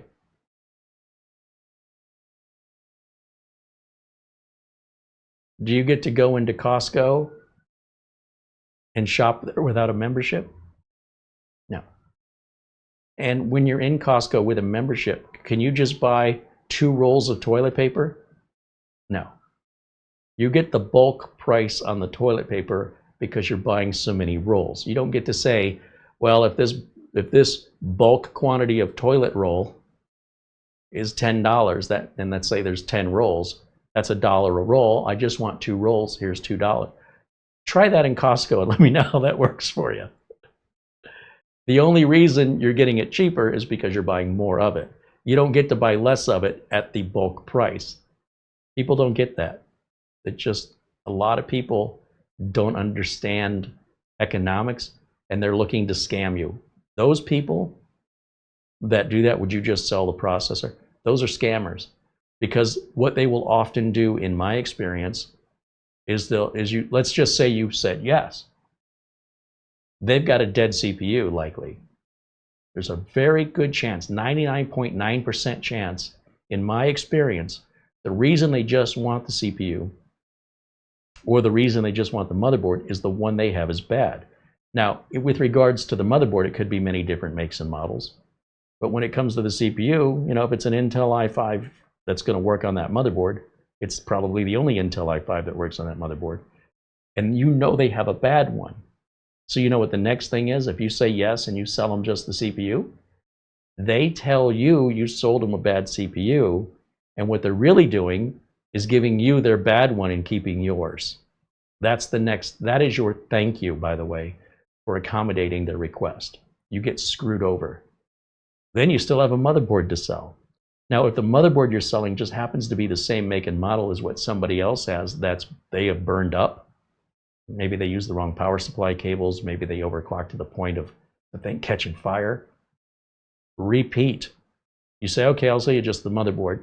Then they buy it, and there's a 50-50 chance, in my experience, that they're going to come back and say, you sold me a bad one, because whatever they did to kill the first one, they either did it again, or they're trying to give you their bad one, claiming it's yours. So you got to record the serial number, and when you show them the serial number, they're either, oh, you're calling me a liar. They won't accept that as truth. So even though you've got enough to go to court for it, and they'll threaten to sue you, nobody ever sues. They never do it. I've had customers, or people who thought they were customers especially, say, I'll take you to court. I said, great, I would love to. Let's stop the discussion here, and let's pick it up in front of a judge. So when you send me the subpoena, I'll be there. No problem. Talk to you then. Bye-bye. Never once has anybody followed through. Never. I had a guy tell me he was an attorney, and he started telling me what to do, and I said, that's not how my business works, man. You got to have some consideration. I've got other clients. You talk to everybody this way? I'm like, I'm just responding in kind. You seem to think that I have nothing else going on. I can't just show up Thursday at 2 o'clock because you said so, but we can work out a schedule. But you've got to keep in mind, I've got other clients. He goes, how dare you talk to me like that? Don't ever call me again. Consider this your legal notice of ceasing all communication. Okay. Sure did teach me. What? You reach out to me again, I'm going to sue you. I never reached out to you. You reached out to me, but go. The world's a big place. You go your way, I'll go mine. We were both happier before we got to know each other. So let's go back to the way it was, where we don't know each other anymore, and everybody can be happy. Like I said, not all customers are good customers. Good customers aren't going to try and reduce the price. They'll give you extra money. I had a customer the other day. They needed some help getting Windows 11 installed on a machine that I sold that had the TPM turned off, so that they didn't, end up with Windows 11 unintentionally. Now they intentionally want it. So I walked them over the phone on how to get in the BIOS and change the setting. Then I grabbed remote access with instant house call, download the Windows 11 Update Assistant, ran the PC health check, everything passed, did the update, stayed on the phone to make sure it completed without any problems, kind of pointed them around some differences in Windows 11. They said, how much do I owe you? This was like an hour and a half on the phone. I said, you owe me for an hour at a time. I'll just charge you for an hour. And they paid me essentially for an hour and a half, even though I didn't ask for it. I said, thank you. That's a good customer. If they would have just paid what I asked, that'd be a customer. Customer, good customer.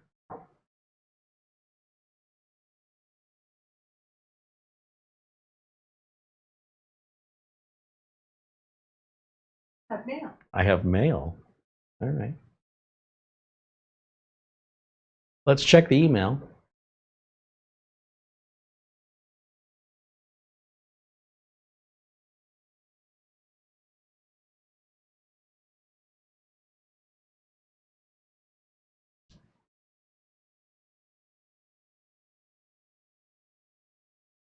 David Graham with an Amazon gift card.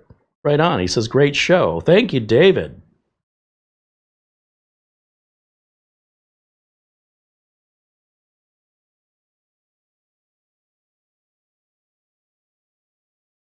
Just looking through some other emails to see if I've missed anything else.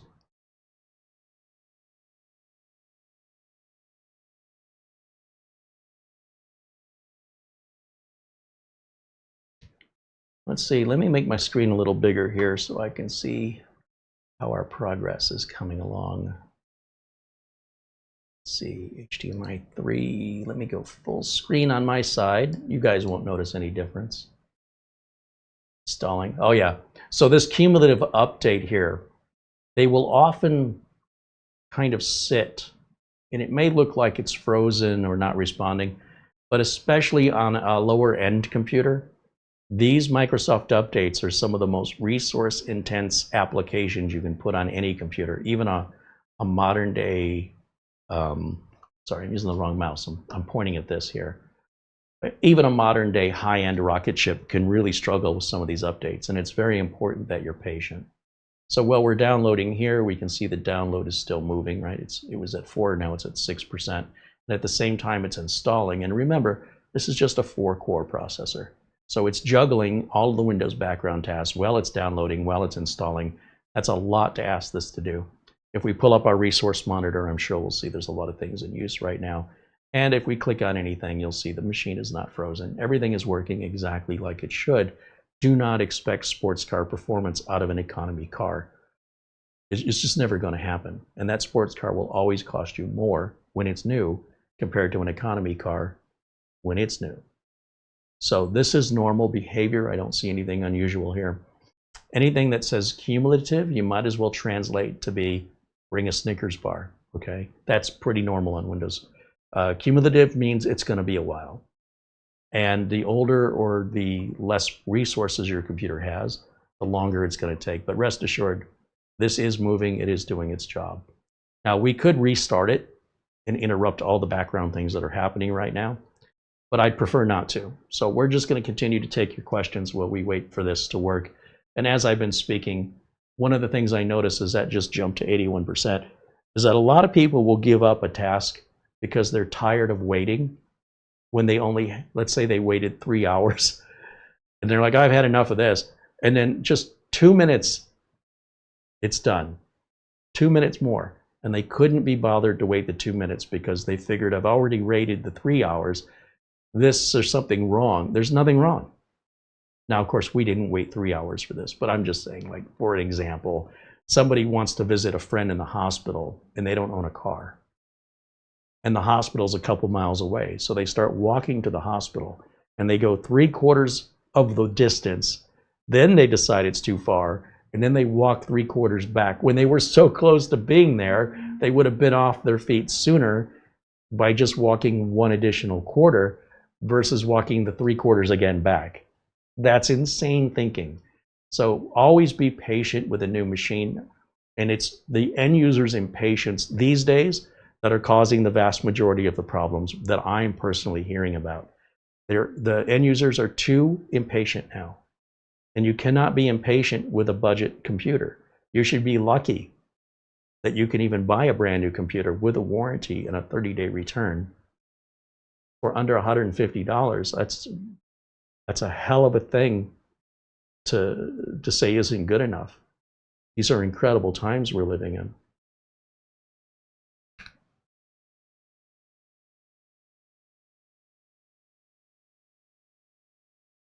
Frank Jimmy said, today I had a caller that needed a new charging port for their laptop. They asked me to make a service call and fix the bent pins in the charging port. I said, nope, I won't be doing that. Yeah, come over to my place and do it over here in my messy home and my pets and the weird smells and distractions and terrible lighting.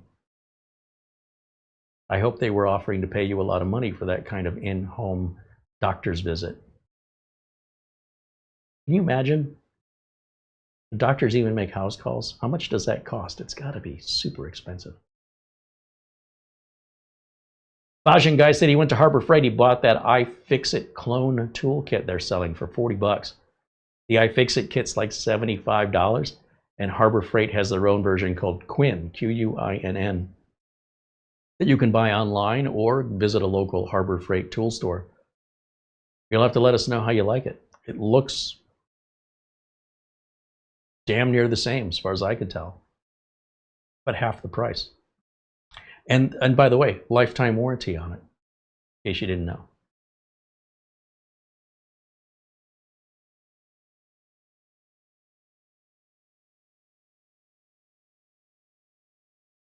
The other thing with Harbor Freight is they often have coupons. The coupons might say take 10% off one item. So if it's selling for $40 and you have one of those coupons, you get it for like $36. Sometimes their coupons are more aggressive than that. So 40 is the most you will pay at Harbor Freight.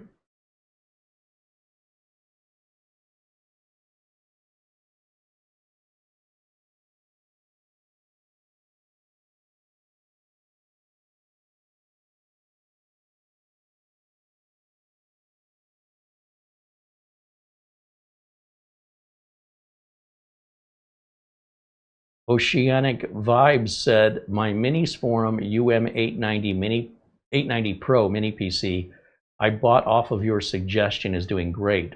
I got the bare bones and added my own 2 terabyte Samsung drive. I put 2 of them in there. Plus I put in 96 gigs of RAM, and I bought the 3-year extended warranty from Amazon. There you go. You got yourself a little rocket ship there. Right on.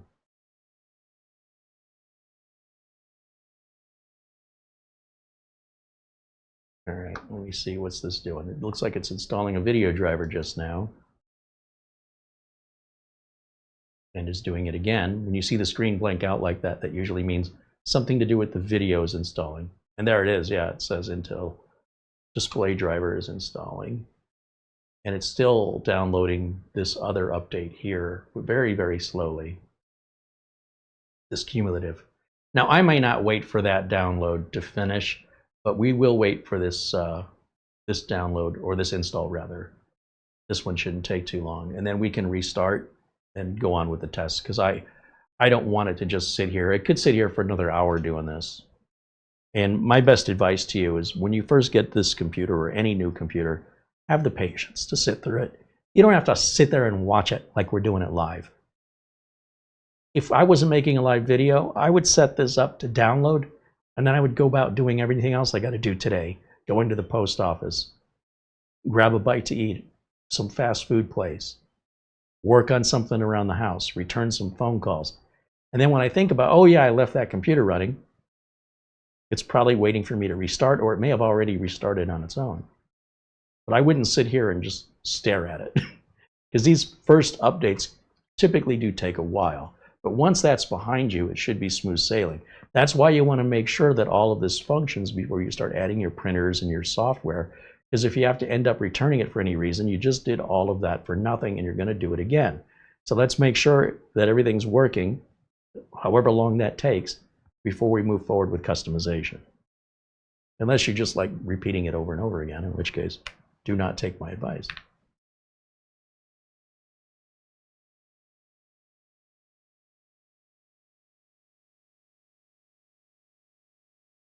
Bajin guy said, I tried to look for those coupons, but I couldn't find any. Usually you can find them online. If you go to Harbor Freight Tools, or you go to like, let's open a browser here. I'll show you what I do. Because they show up in the mail all the time. I just throw that stuff in the recycle bin. But if I was going to go to Harbor Freight Tools to buy that toolkit, I would just go to Google and type in Harbor Freight coupons.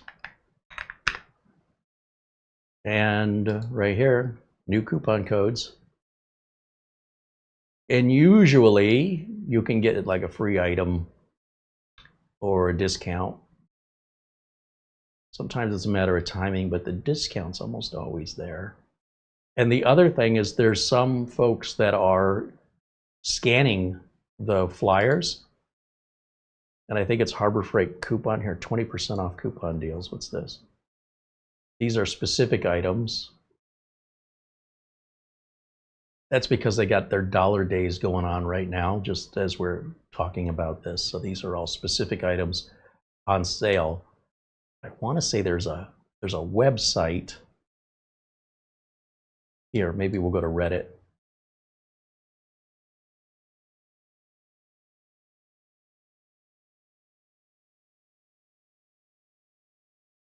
Harbor Freight coupons. Find Harbor Freight deals. Coupon codes available. Oh, I don't want to add this to Chrome. That's basically back to the honey browser, aren't we? Have we learned nothing? All I'm saying is, I thought there was a website dedicated to, somebody was scanning and posting those.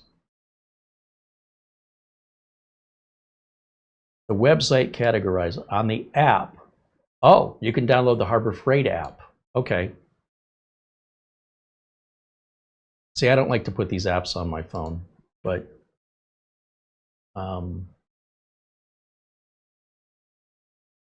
let's see, get new coupons.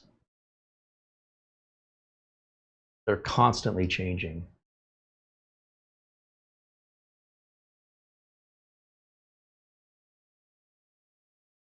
And maybe they don't have any available right now. But I wish I could find that site where the guy scans the Harbor Freight coupons. I thought it was called harborfreightcoupons.com. If I remember it correctly, Harbor Freight coupons. No, I guess not. Oh, well, I spelled it wrong. That could be a problem. Oh, apparently Harbor Freight has taken it over now and they forward it. So yeah, there you go. It's just somewhere to look. It's not guaranteed to be there. But yeah, and there's probably some other places if I spend a few minutes. Not worth $4 of my time to spend any more of my time looking beyond just the basic kind of casual glance. But you could, if you want to.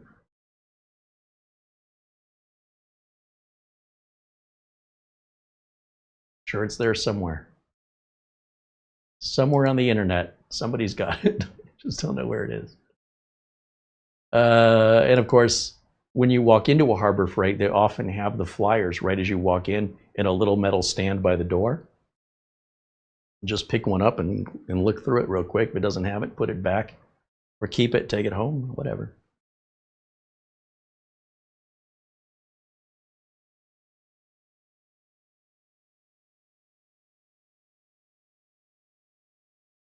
Frank Jimmy says, I don't mind the service call. I just refuse to fuddle with broken pins and a broken charging port that costs $5 if it's modular.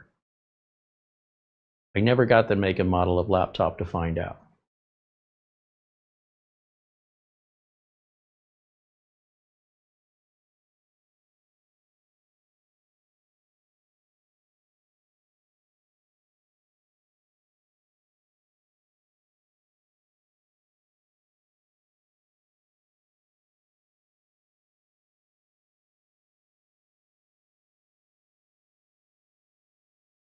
Everything's pending a restart.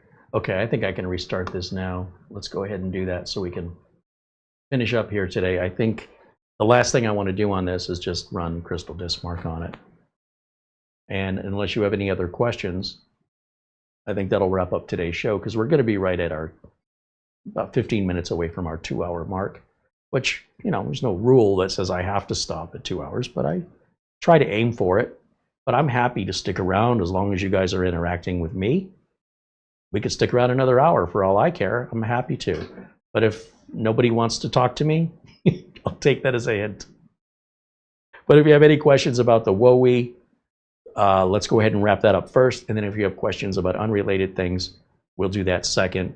And then after that, we're out for the day. Tomorrow, another show is lined up. Of course, we do a show every single Friday. It starts at 1 o'clock, the same time we start pretty much all the shows, with few exceptions. That's Pacific time currently here in Arizona. And yeah, we try to keep them around 2 hours. I don't know what we have scheduled for tomorrow yet. I have some items that I'm expecting to arrive in the mail, but they may not arrive tomorrow. They may not get here till next week. So depending on what happens and what arrives today, it is possible that something arrives minutes before showtime and we end up in the very last minute changing the subject matter of the show. But one way or another, there is a show tomorrow at 1 o'clock. So I hope you'll join us.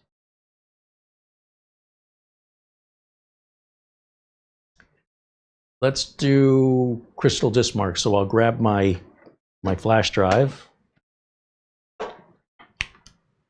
And I'll just plug it in back here. And so 3 things I routinely do to all of my configured computers that clients bring in is I run my Uncle Carey's Windows 10 optimizer, yes, even on Windows 11. I install the latest VLC video player, music player, video player, so that we're not using any of Microsoft's media stuff. I uninstall that stuff. And then finally, what's the third thing? Oh, well, we'll run Crystal Disk info on it, or Crystal Disk Mark on it to measure the performance. There's one other thing. Oh, I often go ahead and do that little network tweak. And our friend Dennis has made a real nice, quick and dirty application to automate that process for us. So before I would copy and paste into PowerShell. Now we can use Dennis's utility. I haven't tested it yet, but we should be able to use a really small utility, click a button, let it make the change for us, and we're done. That's much easier. So once I've tested it, if everything looks good, we'll make those downloads available to all of you for free. Because Dennis, as part of our community, has created it for us. We just want to audit it first and recommend any suggestions for improvement if we have any. Once it meets our desire, then we'll endorse it. If we reach a point where we disagree, Dennis is not obligated to do it, and Dennis can still give it away on his own, whether I like it or not, it's his. But we have the ability to more or less market it to everybody that otherwise wouldn't know about it. And if we do that, then we'll host it so you can, we're not going to put that on Dennis's responsibility of his bandwidth, because that can cost some money and bandwidth, depending on how many people respond. But I'm really impressed with the work Dennis has done, and it's been a pleasure working with him. So I can't imagine that scenario would ever happen, but if it did, just so you guys know, Dennis doesn't need my permission to do what he's doing. And it's very nice of him to provide it and to accommodate my preferences of what I would like to see. Because I'm not paying him. He's doing that voluntarily. He's tolerating me. Just saying. All right, let me jump over to flash drive here. We're going to grab DLC. And again, I can just install this right from the flash drive.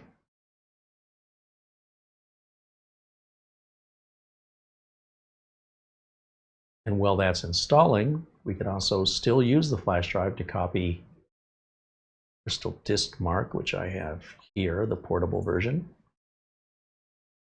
and Uncle Carey's Windows 10 Optimizer, which we have down here. And by the time I do that, the install is probably done. No, not quite.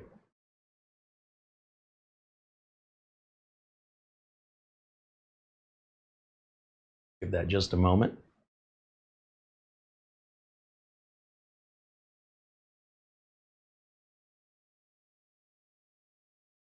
There it goes. And now it's done.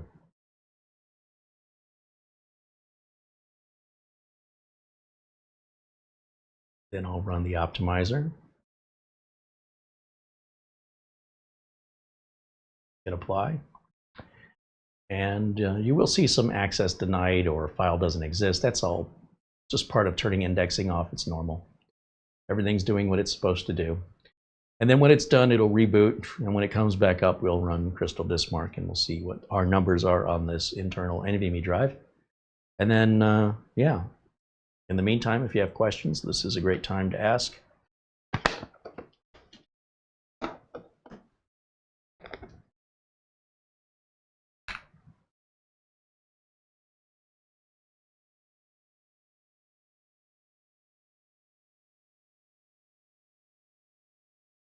Dustin Fuller says, great show as always, Carey and Mara. Thank you, Dustin. And to Andy as well. He says, thank you for yet another fine business mini review. Thank you. Thanks for hanging out with us, Andy.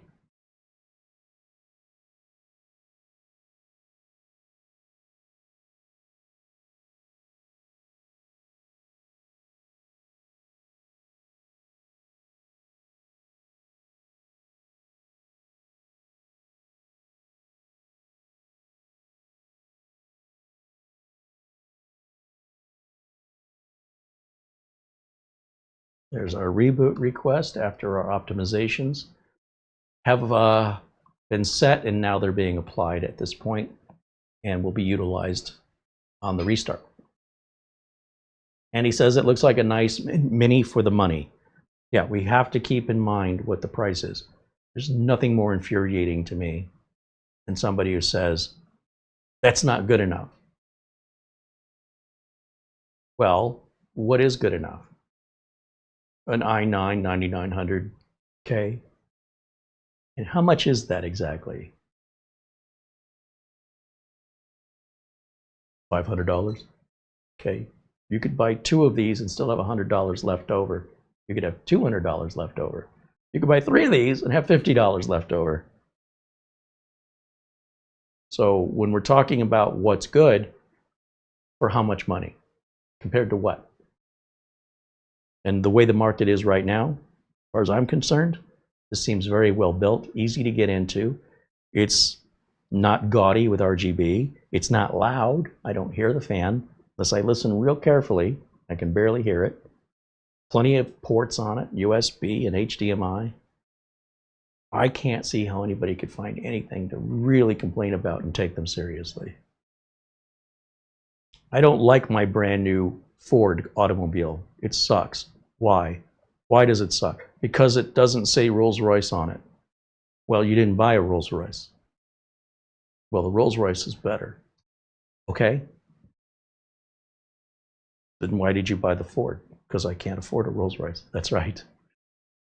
So considering what you paid for, it seems like you got a really good deal. Otherwise, why'd you buy it? This is the logic that I run into from the people who are the most vocal. That's not saying it's the majority of people. The majority of people are not vocal. But the vocal ones can appear to be a majority because they're so loud. And you're like, oh, is this what people are? No, those are just the loud people. There's a few exceptions, but generally that's just the way the world is right now. Got to recognize them to avoid frustration.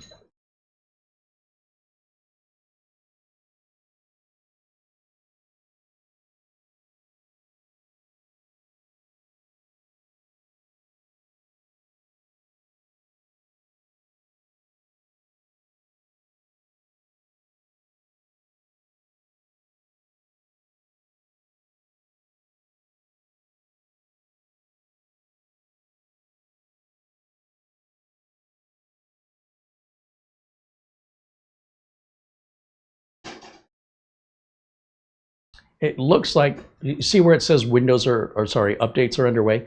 That is likely a Windows update that was happening in the background. Remember we saw that big delay where we were installing VLC, and it did seem like my optimizer was taking longer than normal, because what we didn't know is it was downloading and installing an update at the same time without telling us. This is what Windows does. And now it's finishing that update and making us wait, which is fine, because people make really bad decisions. Your average computer user, if they're asked if they want to do this later, they'll always say yes, do it later. By forcing the protection to the users that they complain about, this sucks because now it's making me wait. It'd be like me telling you, don't cross the train tracks, there's a train coming.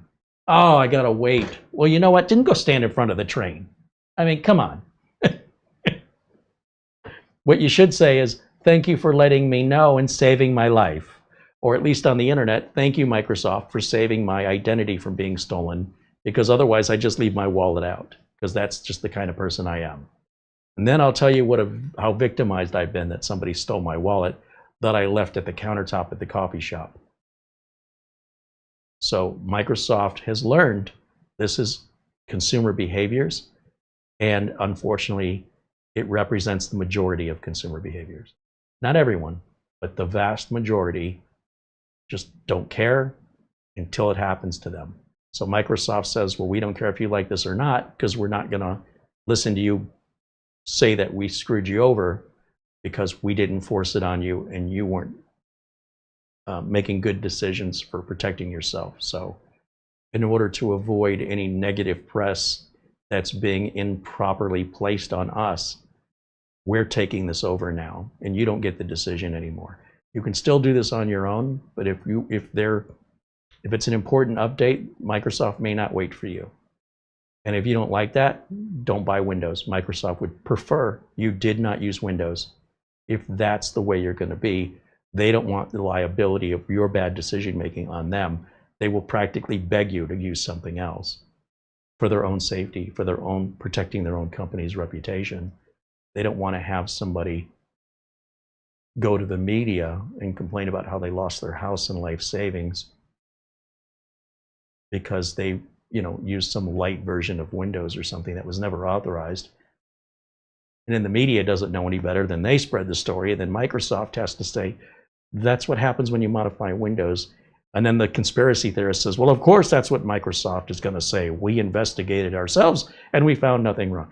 And around and around and around, this ignorance just keeps getting more and more obtuse. So at some point, the easiest solution is you force the updates on the users, whether they like it or not. And if the users don't like that, then they can sit and do the updates themselves when it's convenient for them, which is what we were trying to do to avoid having to wait.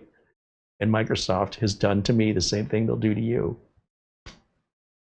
You are not making good decisions, so we're taking over. Because you don't know enough to not drink the liquid Drano that's going to kill you.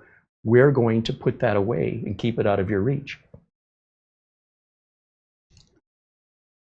And if you don't like that, don't use Windows, period. You'll be happier and Microsoft will be happier. So it's perfectly logical. They're trying to protect you from a bad experience, and they're trying to protect themselves from a false narrative that could damage their confidence, customer confidence. And that's what it came to, right? It wasn't always this way. It had to be this way because that's what the end users have decided. All Microsoft is doing is responding.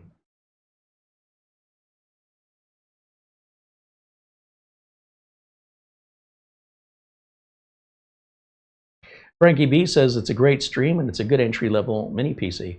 Yeah, and let's not forget, they have the driver downloads available. Very easy to find. So if you wanted to reformat and reinstall, and you're like, oh, what about my drivers? No problem. Just like I showed you, go to wowie.com.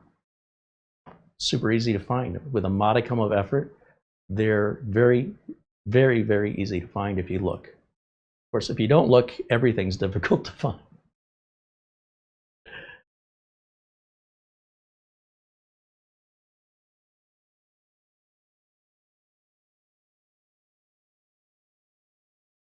So I'm starting to regret restarting that. I should have done the crystal disk mark first, because then we could wrap it up.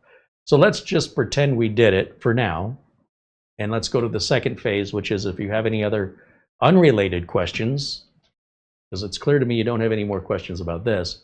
Let's go ahead and address that now. And if there are none, if by the time we make that determination we haven't moved, I'm just going to assume it's probably around 3,000 megabytes per second. It really doesn't matter, honestly. If that's something you care about, then you should be spending more money so you can make that, that you can be that finicky. Because again, anything faster than 3,000 on an N150, in my opinion, you're buying fractions of milliseconds. The N150 just can't keep up beyond that. So it's your processor that'll be holding you back. Anything beyond 3,000 might make you feel good, but it doesn't actually make any difference in the usage of the computer, except in some very bizarre, strange case. You know, some application that's not common might affect a handful of people, but the vast majority would never, and I mean 98% of the people that buy this wouldn't know the difference, because the CPU itself is really the thing, that single channel memory and the limitation of how much memory. It all goes together and it's balanced. The minute you take it off balance, you're just wasting money, in my opinion, but just want to set your expectations accordingly. You can be as finicky as you want as long as you're willing to pay for it.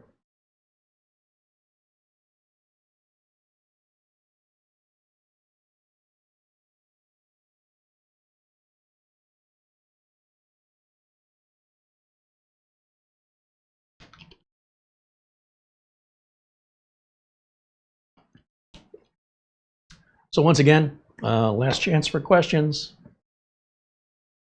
If you've asked a question earlier, I haven't addressed it. Likely I didn't see it. So please repost the question. And I'll give you guys here just a couple minutes. I know there's a delay between when I speak and when you hear me, especially broadcasting in 4K worldwide.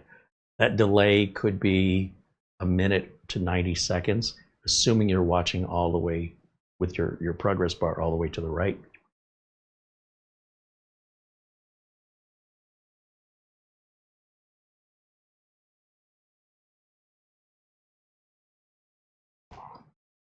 Stepped on something sticky. I think it was one of the plastic bags I unwrapped here. I keep hearing it, but I don't see it. Where is it? Later.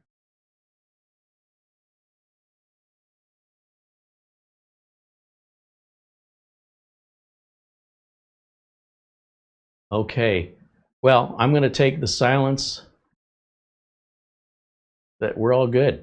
So if I've missed your question or you missed the live show, leave your question in the comments below the video, and if we can, we'll answer it. Or other people may answer it as well, not just us. I want to remind you, if you want to email us, let's go back full screen while I exit out here. If you want to email us, you can email us at this email address here at the bottom of the screen. If you like this content and you'd like to see more content like it, please hit the thumbs up and subscribe if you haven't already. If you subscribe, you turn on notifications to be alerted. That's the little bell that appears after you subscribe. Click on the bell and tell it if you want some of the notifications, all of the notifications, or none of the notifications. What does that mean? It means, do you want to know every time we go live? Or do you only want to know sometimes when we go live? Or do you just want us to show up in your subscription list and you'll manually check for new updates yourself when you want to? So that's why there's 3 options there. Most people find it most convenient to be alerted whenever we go live. That way they don't have to remember to check. But it's your choice. And it's free to subscribe. It's free to get the notifications. It's free to email us. We also have a web forum at CareyHolzman.boards.net, and all the links, including the discounts and links from WOE to buy directly or to buy from Amazon. Mara has placed all of this information in our video notes. Right below the video, there's a little section that says more. It's like telling you the date the video was made, and then it kind of trails off and it says more. Hit that more button. That'll open all the video notes up. You might find your questions already answered in those video notes. It's a good place to start on any video you watch here on YouTube. The video notes are quite often ignored because they're not shoved into your face. These days, if we don't shove things into viewers' faces, they don't see them. And sometimes they still don't see them. But I want you guys to know, because I'm sure you don't represent the average viewers that just kind of come and go, very fickle and ADHD, which is fine for them. What else? There was something I was missing. Thanks to Mara, of course, for the work she does on our thumbnails, our video descriptions, and oftentimes setting us up with those at the very last minute, like what happened yesterday. She's on top of it. And she's the one who gets back to you mostly on the emails, unless it's something where I have to get involved. She's able to get to it much faster than me. So you'll often get a response within hours in emails. And the forums, you know, everybody's welcome to jump into the forums at CareyHolzman.boards.net. They're completely free. You can all chat with each other, create your own subjects of whatever you want to talk about. Maybe you've got an interest in drones or RC cars. You might want to see, hey, is anybody else into, you know, whatever, Lego, Labubu? Maybe you are, and you can have your own thread talking about Labubu. Knock yourselves out. Or if you're looking for technical support and you want help from myself and Mara and the community, create a new thread. Can anybody tell me, you know, how to fix this issue, or how I can resolve this problem, or how something works? People do in our community, they really enjoy helping others. Or come join the community if you want to offer your help to others. That's also another reason you might want to check out the discussions there. And you can include a photo of yourself, a picture of your build, and introduce yourself. This is who I am in the chat room. This is what I look like, if you choose to do that. This is my computer. These are my interests. And then when we see you in the chat, we can put a face to a name. It's not quite as good as meeting you in person, but I enjoy it. I like that. Sometimes people do not look like their names. Not even close. Or put a picture of your dog up there if you're shy. This is my dog. Great, we love to see your dog, or your cat, or your goldfish.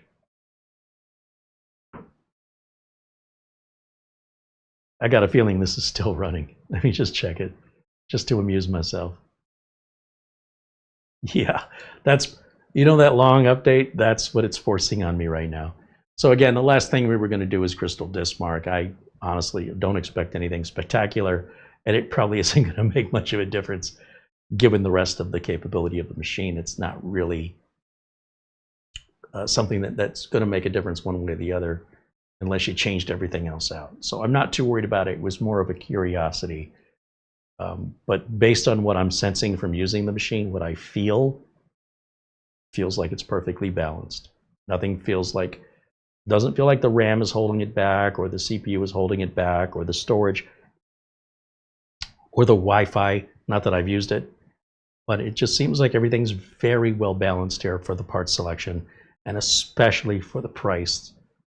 I don't know how long that coupon is good for. So if you think I'll wait till next week to buy it, I don't know how many are in stock, and I don't know if the coupon will still be valid. It might be. I'm not trying to put any pressure on you, But I want you to realistically understand that these videos are seen by thousands of people all over the world, and you never quite know when something, for whatever reason, sells out, or a coupon code ends unexpectedly, or there's a low inventory. We don't know how many are in stock, so could be thousands, could be a few, I don't know.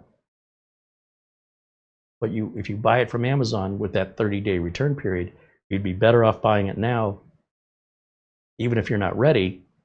If you will be ready within the next 30 days, snatch it at the price and while it's available, then evaluate it. And if you don't like it, you can always return it back to Amazon within that 30-day window. If you think you're more than 30 days out before you'd make a buying decision, prices change in this industry. It's like, how much money do I need to fill up my car with gas this time next month? More money than it is today or less? I don't know. I don't know anybody who knows. If I did, I'd be in the stock market and I'd probably be really super wealthy. So I'll let you know when that happens. So anybody tells you that,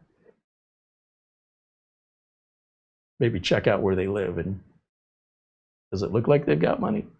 I'm not taking gambling advice from a homeless person in Las Vegas that tells me, always bet on black. No. Clearly you would know. I'm not taking diet advice from somebody who's fatter than me. It's just the rules I have, okay? I tell them to you because I hope you have a similar measuring system by which to weigh the quality and value of information depending on the source of that information. If Mr. Beast wants to tell me how to make videos, he has my full attention and appreciation and gratitude. But if somebody with a random name I've never heard of before wants to tell me how to make videos, they themselves are unknown and have no channel and no experience and no evidence, you might as well be telling me about brain surgery, because you don't know what you're talking about. Anyway, I would expect the same of me if I were to start talking about things I have no idea what I'm talking about. I would expect nobody to take me seriously. All right, that'll wrap it up. Thanks to our friends at Wowi for sending us this unit in exchange for a fair, honest review, for better or for worse. And I want to tell you, there's a lot of companies that don't want to do that. They don't trust the live review. They don't trust that their product is going to impress the reviewer. They think, well, what happens if the reviewer doesn't like it? What does that say about their faith in their own product? What does that tell you as a viewer? If you find out a company is telling a reviewer, we have to see the content first before you're allowed to show it to your audience. Because what I'm hearing is, you may not like our stuff. Well, don't send it to me then. If you think there's a possibility that I'm going to not like your stuff so much that it's going to hurt your reputation, don't work with me. I don't want anything to do with you, your company, or your product. Well, we'll pay you money. No, then that's not a review, that's a commercial.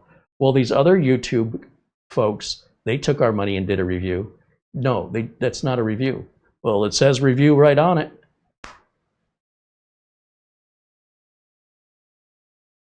So Wowi believes in their product enough to say, you know what, Carey? Give us your worst. You go live, you run it through whatever test you want. Take it apart, we don't care. Because we're so confident that you're going to be impressed with this product, we have no worries. Do your worst. Do your best. Whatever. That tells you a lot about a company's confidence in their product. And so when I tell you a company has sent us something for review, no matter who that company is, then they all have that in common. And when you don't see certain company brands here, but you see them on other YouTube channels, I wonder why. Things that make you go, Consider the source of the content. All right, that'll wrap it up. Thank you for hanging out with me today. Thanks again to Wowi and Mara. Thanks for your super chats, your contributions, your memberships, your friendship, your support. Most amazing community here. And I thank you, each and every one of you, for making it amazing. Looking forward to seeing you all tomorrow at 1 o'clock, Friday, 1 o'clock as usual. Until then, bye for now.